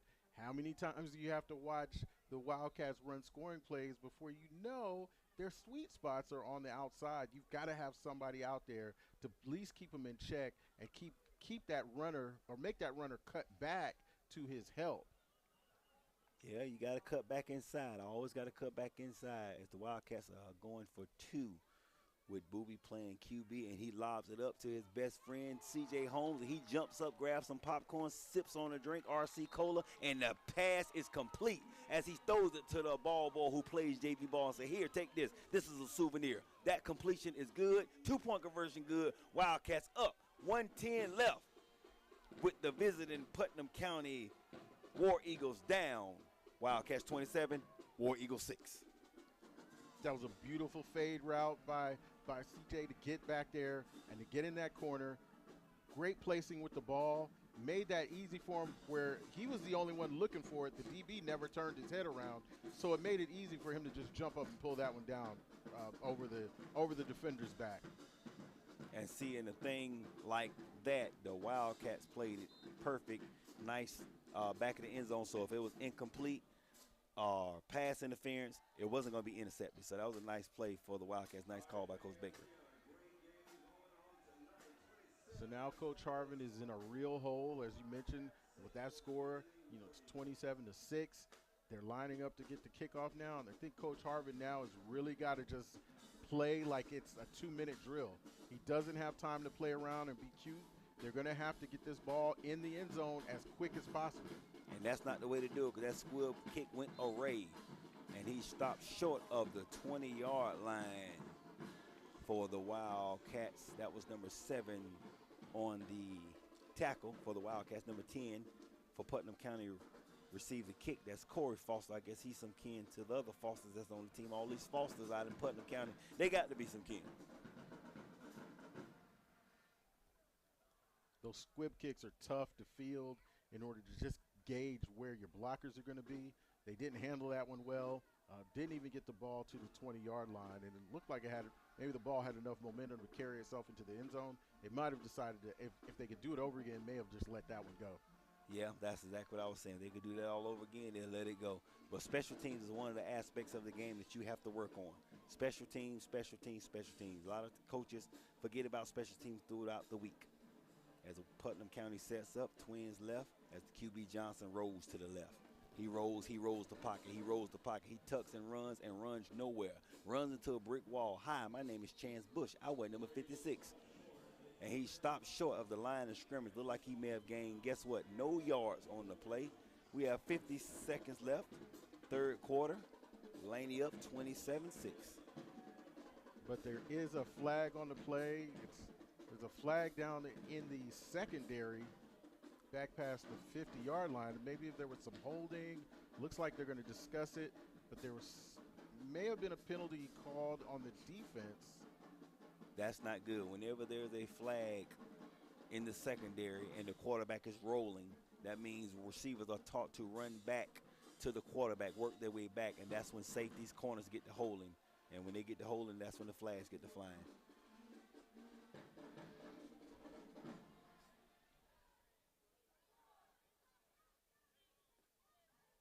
The ref's going back to pick up his flag. We haven't heard what the Looked call like he said it was was. a personal foul against Putnam County.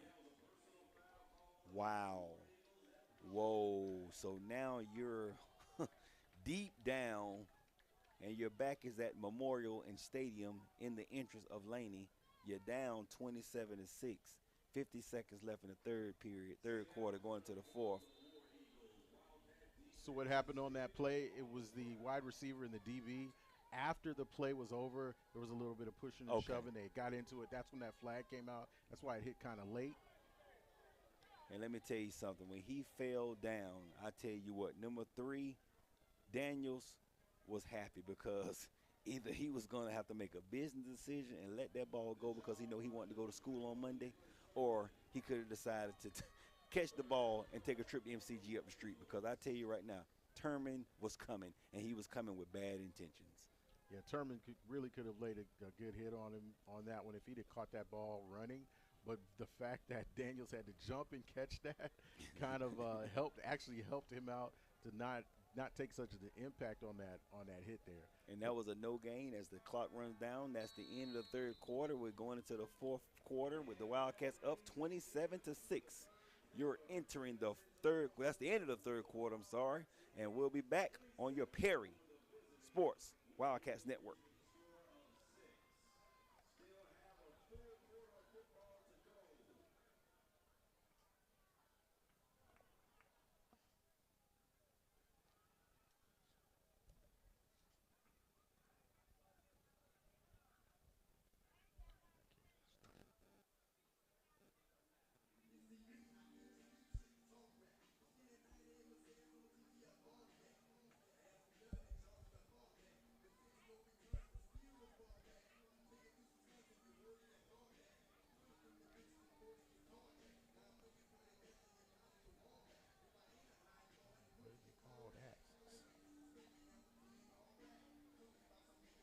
In all black.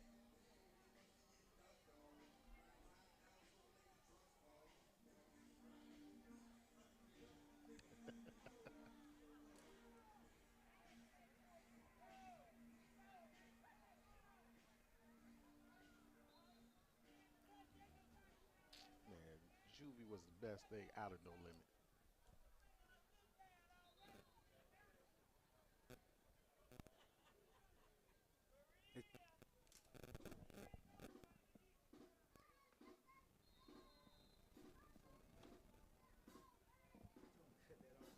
What did he say?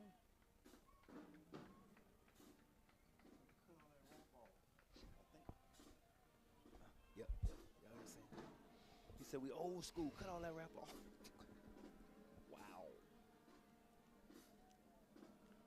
And we're back. Big shout out to our sponsors, WH Mage Mortuary. We'd like to thank our community sponsor, WH Mage Mortuary, who provides quality funeral service is paramount. That was the sponsor for the third quarter, as we start the fourth quarter of action, with the War Eagles getting a nice game from number 36 with 11:48 left, starting the fourth quarter. Once again, big shout out to WH Mage Mortuary, our third quarter sponsor. Yeah, Mark Little had a good pickup for the War Eagles on that play there. Looks like they're going to start out the fourth with a decent gain, but is it going to be enough? I mean, their backs are up against the wall. There's not a lot of time left in the game. They've got to score quickly. And we're going to see. They're going to have to score quickly and score quickly and score quickly again. We're going to need at least 3 of those scores to be quickly within 11 minutes as they line up with fourth 4th down and 7 yards to go. They're going to go for it as number 25 finds a seam and skeets up the middle for a nice gain before he's tackled down by number 21 Thurman of the Wildcats. But it's a 1st down for Putnam County. That was Brandon Brown for Putnam County, senior, with a decent gain there. So they've had 2 successful running plays here on the start of the 4th quarter. And that's something I just realized. Daniels hadn't been in the game as much since that little kiss in the mouth by Booby out in the flats a couple of plays ago. We're going to have to watch that as the War Eagles set up, twins high. He rolls to the left. Johnson goes deep, and his man is open, and it's complete, but there's a flag on the play. Flag on the play, not knowing who is against, either against Laney or against Putnam County. Did he push off, or was he held? Let's see. Well, they are moving the chains, so it looks like it may be on Laney. That was a great catch by Blake Williams to get downfield. This is something I think Putnam County should have been doing all night. That running game hasn't been there for him as usual. It's given them some big plays here and there, but I think things would open up if they would open up this, take the top off of this offense and open it up with some deep passes. And that's one thing I did mention before the game. Johnson had that live arm. He showed it last year, as a sophomore. Well, here we go. Once again, same formation. Single high left, single high right. Johnson pulls and finds that tight end up the seam. It's incomplete. He was wide open. He was more open than a Kroger on 15th Street 5 years ago. Wide open, but his pass incomplete. If I'm Coach Harvin, I am screaming at my QB and my tight end. They have got to get on the same page. Jason Smith was wide open, no one around him, and the QB just overthrew him. And they're lining up quick, and if they're yelling, hollering at each other, that means Coach Baker's yelling at their linebacker for not picking up their tight end because he walked right past his face and didn't even guard him. And that would be DJ Danny Daggett as they try to run against that stout defense again. And that's no doing. It's number 41. Burns leads the charge for the Wildcats and slings him down after a 2-yard loss. That previous play there might have woke this defense up a little bit because you're exactly right. That tight end got deep into the secondary with nobody on him because I think maybe the Wildcats were falling in love with what was on the scoreboard and almost thinking that this is the end of the game. But Putnam County is here to win this game. They are not going to quit. And we have third and long from the 25. 9:47 left. Wildcats up 27-6. Putnam County changed the formation. Pistol formation. Single high, single left receiver. Splits the pistol off to the left side. Fakes the dive, runs up the middle. Johnson stops, and he stops short. Well, he just maybe a little short of the 1st down. He gained maybe 7. Trying to see where they're going to mark him down. He gained right at 7 yards. He needed 13. So it's 4th down. Of course, they're in 4-down territory. He came out like he was shot at a cannon, but we ran into DJ Daggett playing safety. He stopped. Well, here's the advantage for Coach Harvin right now. He's had some success with the run and the pass. So now Coach Baker's got to play for both. And we're going to see how they dial up with the twins left. And there's your guy again, Daniels. He shoots for that gap on the right side, and he may be just a little short. The referee runs to the line of scrimmage. We're going to see where they mark the spot. And look like I see a number 33, Joe Thomas sighting. And if that's Joe Thomas, I guarantee he didn't get it. And he did not get it. He did not get it. And that tackle was made by number 23. That was Marcus Taylor. Marcus Taylor. Marcus Taylor, number 23, made the tackle. I thought it was Joe Thomas. But Marcus Taylor playing DN on that left side, shut him down, turnover on downs, Wildcats ball. You're right. Daniels got as closest to converting on that 4th down as he could. Came up just a little bit short as that defense, Laney likes to gang tackle. And once they make contact, if you're not strong enough to pull away, you're going to have 3 or 4 Wildcats on your back. That's what happened with Daniels on that one. He came up short. As the Wildcats take the ball from the 15-yard line. 1st and 10, 8:47 left.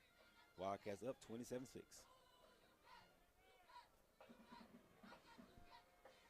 CJ is out wide on the island by himself, and guess what?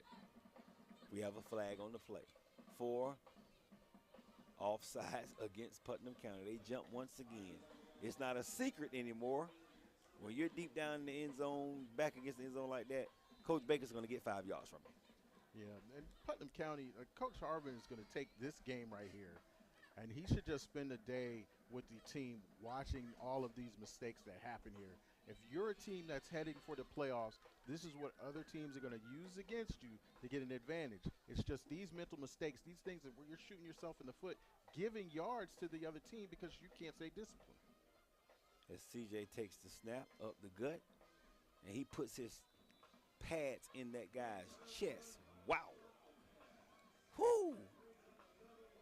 That was Booby. I'm sorry. Booby once again put his pads in his chest, and that's another first down by the Wildcats. Another first down.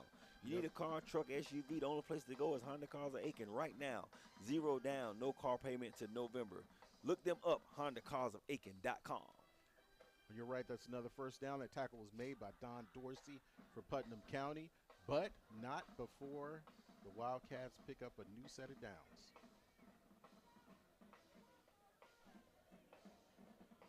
First and 10 from the 28. CJ takes the snap, student body left, student body right. He just runs out of bounds after a short 2-yard gain. I tell you what, number 77, my man, the senior, that's Tawan Mobley, just did a pancake block with extra syrup on number 4, Sherrod White. Sherrod White goes for every bit of 5'5", maybe 155. Mobley got to be 6'3", 320, and he straight IHOP boy. Pancakes, extra butter, extra syrup. So what you're going to see now from Coach Baker is a heavy dose of Laney's mainstay, and that's the run game. Getting the ball to CJ and getting it out. And CJ has the ball, and he was met. Hi, my name is Tyshawn Waller. I wear number 11. What's your Instagram? Because he snuck and caught him off guard. Whoa, I don't think CJ caught that one coming. I watched that guy came downhill with bad intentions from the safety position, and he knew when he came across that line of scrimmage and crossed that second level, he was going to make that tackle. Yeah, Putnam County coaches know that Laney's going to want to chew up the clock. They got to be just dialed in to stop the run and take their chances on any passes. But this is what they're going to get a big dose of, and Laney's just going to continue to eat up the clock. Whether they pick up 1 or 2 yards or 10 yards, it doesn't matter. The run is coming now in heavy doses.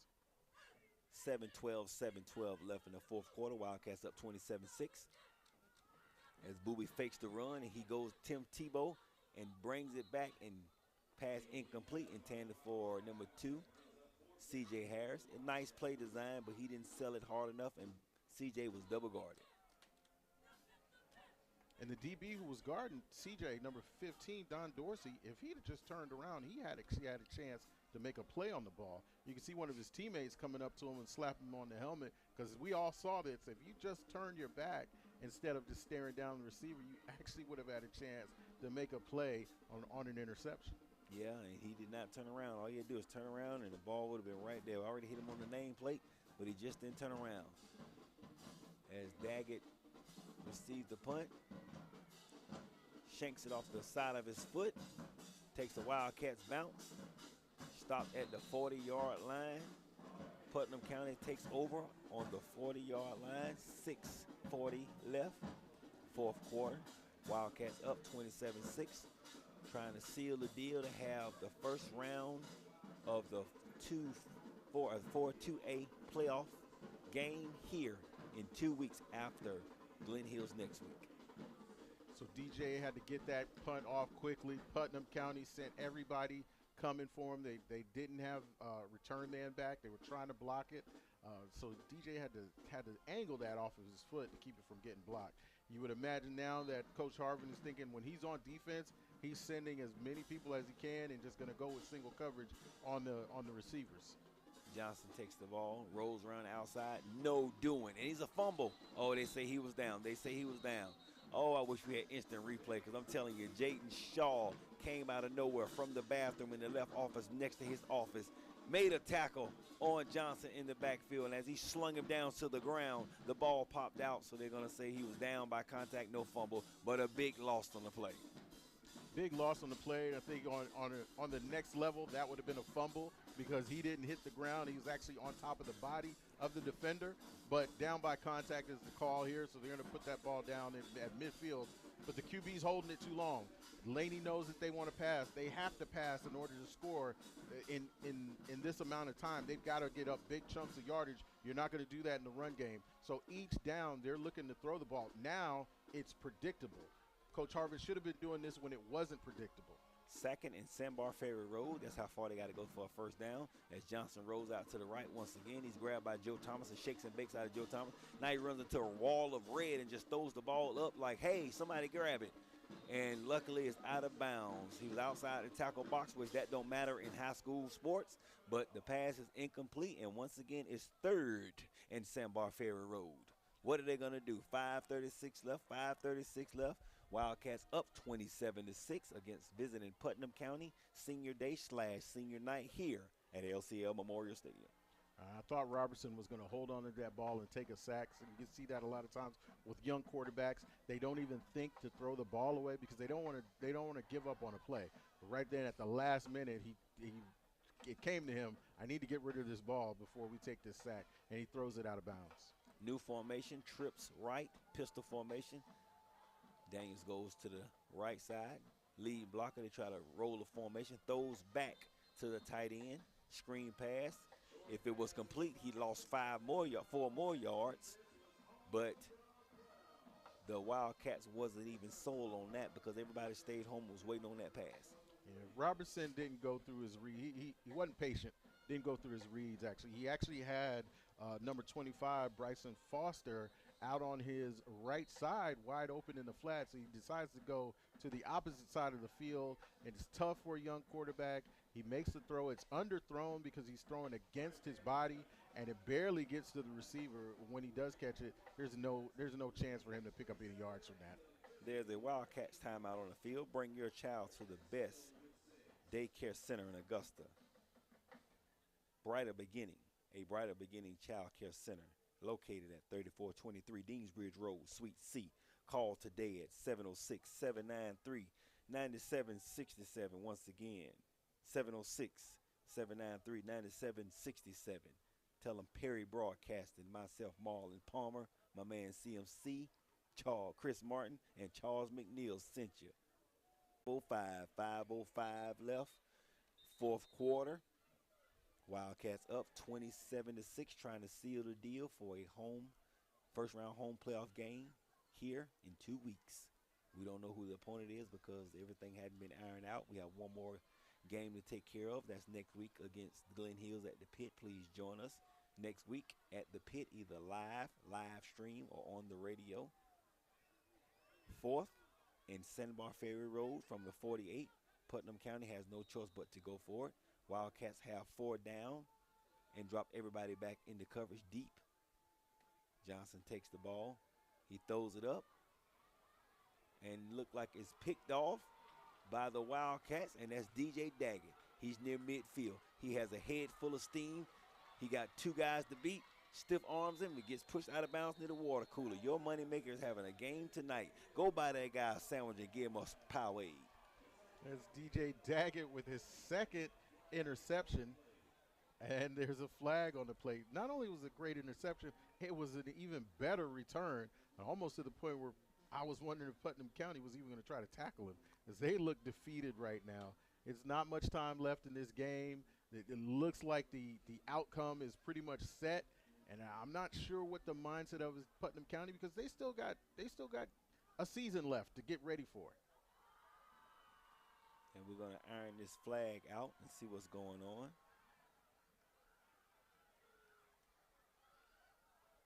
So both of these teams, you know, they're looking for playoff positioning. I think they're going to leave this game in 2 different mindsets. I want to say Laney's going to have much more confidence. Putnam County's going to probably go home back to Eatonton and think about some of the mistakes that they've made tonight. One of the things that Coach Harvin had talked about is those mental mistakes. So there's a lot of film for both teams to break down and take a look at.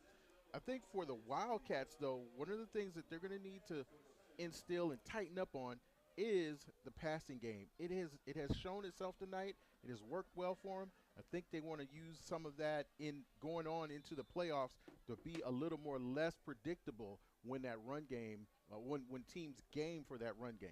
You are exactly correct, my friend. That penalty was on the Wildcats, and guess what? It's going to just come back out running with a lead block by number 80, leading the charge for the Wildcats. That's Anthony Wilson, the junior, came out as a pulling guard blocking for CJ, and he gained 6 yards on the carry.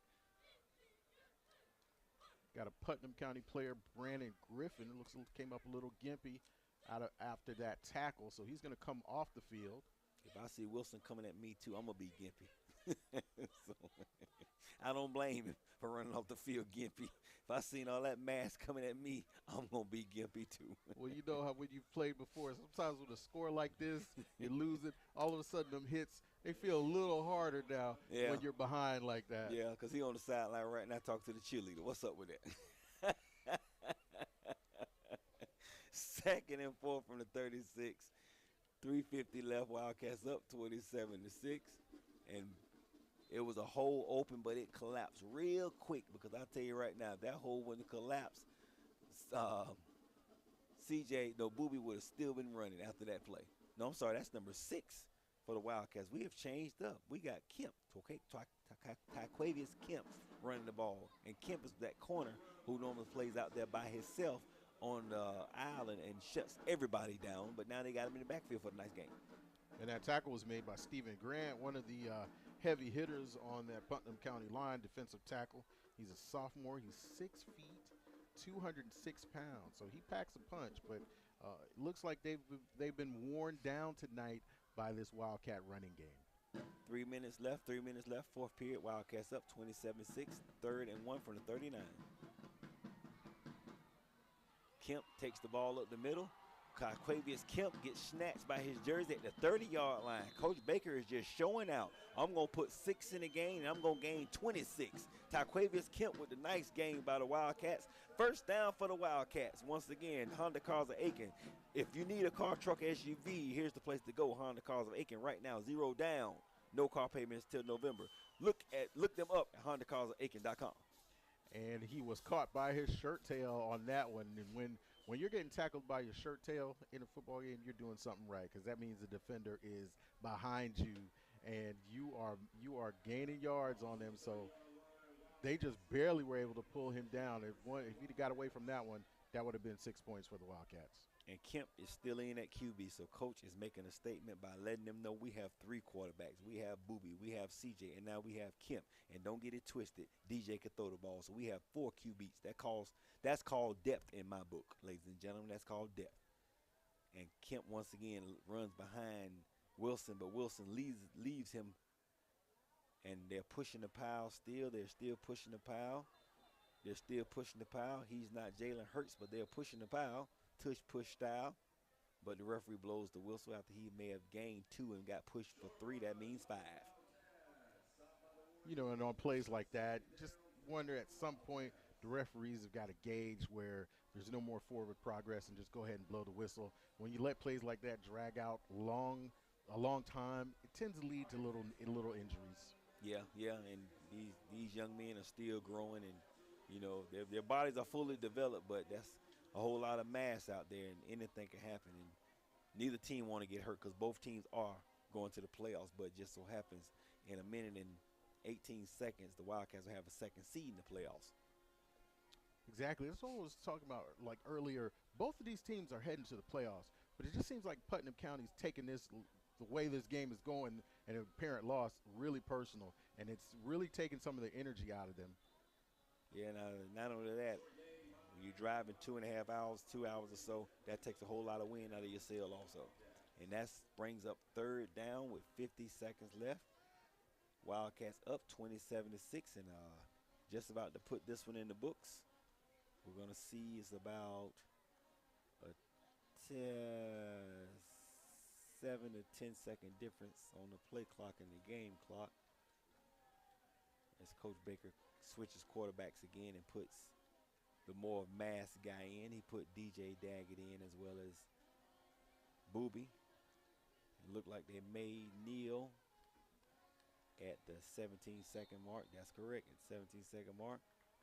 And that right there is going to seal the deal, ladies and gentlemen. The Wildcats are heading to the playoffs, of course, but they have that number 2 seed with the win over Putnam County, 27-6, senior night here at LCL Memorial Stadium.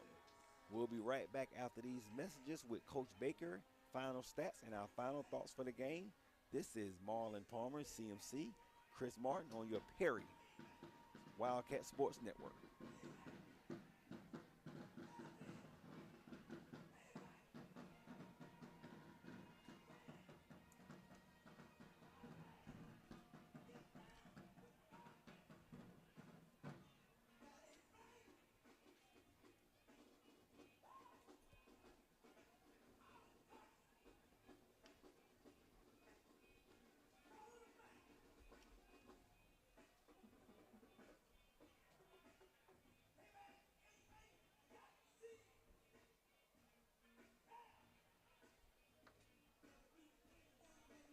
So I'm going to let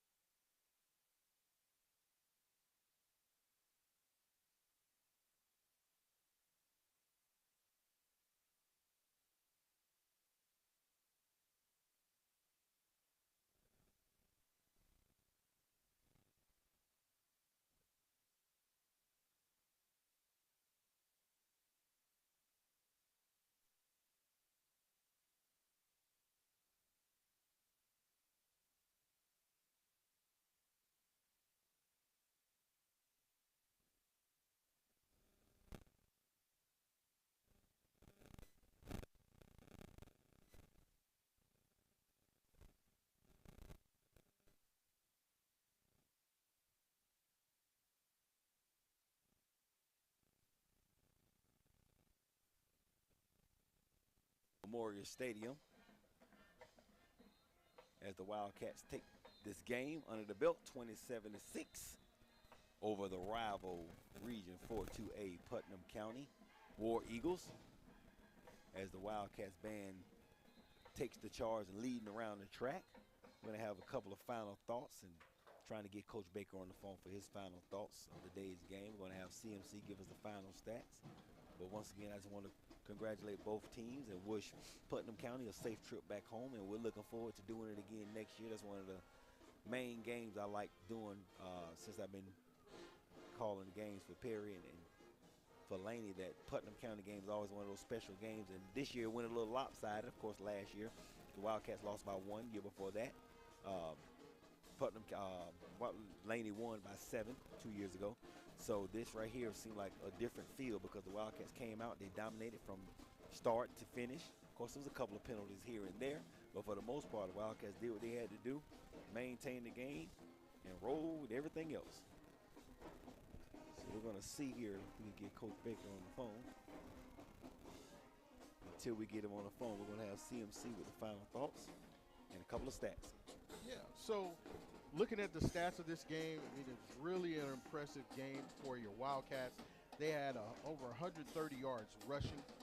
Then they had an additional 116 yards passing, something that we haven't always seen a lot of is that passing game. That they really opened it up tonight, gave them a total of 247 yards.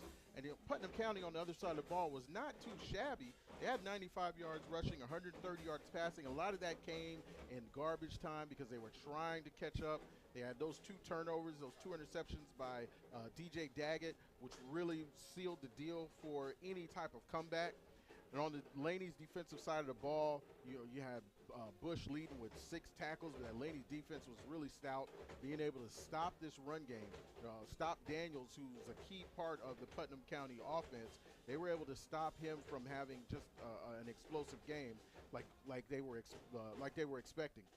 This gives them good seeding going into the playoffs. They're going to be able to start their playoff run with a home game, and that's what was on the line tonight. Putnam County is going to go back, probably look at some tape, lick their wounds and all, but they're going to be getting ready for the playoffs also. Some of the things we want to highlight tonight are some really standout performances. CJ with 109 receiving yards, and then we had Bush with 68 rushing yards, and then CJ added another 40 rushing yards himself. Now, I had DJ Daggett picked as my moneymaker for the team. He did great on the defensive side of the ball, but we could see by the stats here that CJ really drove this offense like he's been doing all year, whether it's runs to the outside or runs up the middle or direct snaps. But then he added that passing game onto it tonight. There would have been more, but he had one drop pass where he was wide open and would have been able to convert that into a score. So he led this team tonight with the scoring, really put the Wildcats up big and sealed this game and took victory away from Putnam County. And this has become somewhat of a rival for both of these teams because of what happened last year. We heard all night, they were playing James Brown's big payback because we know it was a 1-point loss in the playoffs last year. And so now the Wildcats wanted to set this tone, even though it's a regular season game. It was the last regular season home game, and it was senior night. So it meant a lot to them as well as that playoff positioning. And so that on the line led to them they came out probably a little overexcited in that very first series of the game. There was a lot of penalties tonight on both sides of the ball. Marlon and I were joking that the referees were the ones who were the leading passers tonight because they kept throwing so many flags. But it still ends up to be a victory for the Wildcats here tonight on the Boulevard. Yeah, nice win for the Wildcats on the Boulevard, senior night, so it's just that much, means just that much more. I was trying to get Coach Baker on the phone, but I could see him near the end zone talking to different parents, and right now he's talking to Coach Harvey, so I'm having a little technical difficulties. Phone's going to voicemail, so I'm just going to go over these quick stats and end it with that. Big shout out to CMC for giving us his thoughts of the game, but a quick recap starting in the first quarter. LCL, Laney started out with 716. CJ with a 7-yard TD run. Then again in the first quarter at 138 mark, CJ runs again for 1 yard touchdown. In the second quarter, LCL, 3:55 mark, CJ passed from Booby, 83-yard touchdown pass. Third period, Putnam County finally gets on the board with a 15-yard run from Daniels at the 4:14 mark. And once again, Booby, 5-yard run, TD run at the 1:10 mark of the third quarter. And that right there seals the deal for the Wildcats, ending the score 27-6. So once again, big shouts out to Frails and Wilson. Big shouts out to Jackie Ems, as well as A Brighter Beginning and Honda Cars of Aiken. So with that, from the Boulevard, the Laney Wildcats improved to 6-2-1, 5-4-1 in the region on the season after Week 9 home win game against rival Putnam County. Next, we'll be at the Pit as the Wildcats take on the Spartans. From a broadcast partner, Chris Martin, video producer Winston Ostricker, audio engineer, my man Hustler, social media director, Deluxe, and cameraman, my man up top, I forgot his name, a shout out to the Red Jacket. I'm Marlon Palmer. I see y'all same Wildcats time, same Wildcats place, different location. But don't meet me there, beat me there. And we're out. Thank you, guys. Shout out to the Wildcats.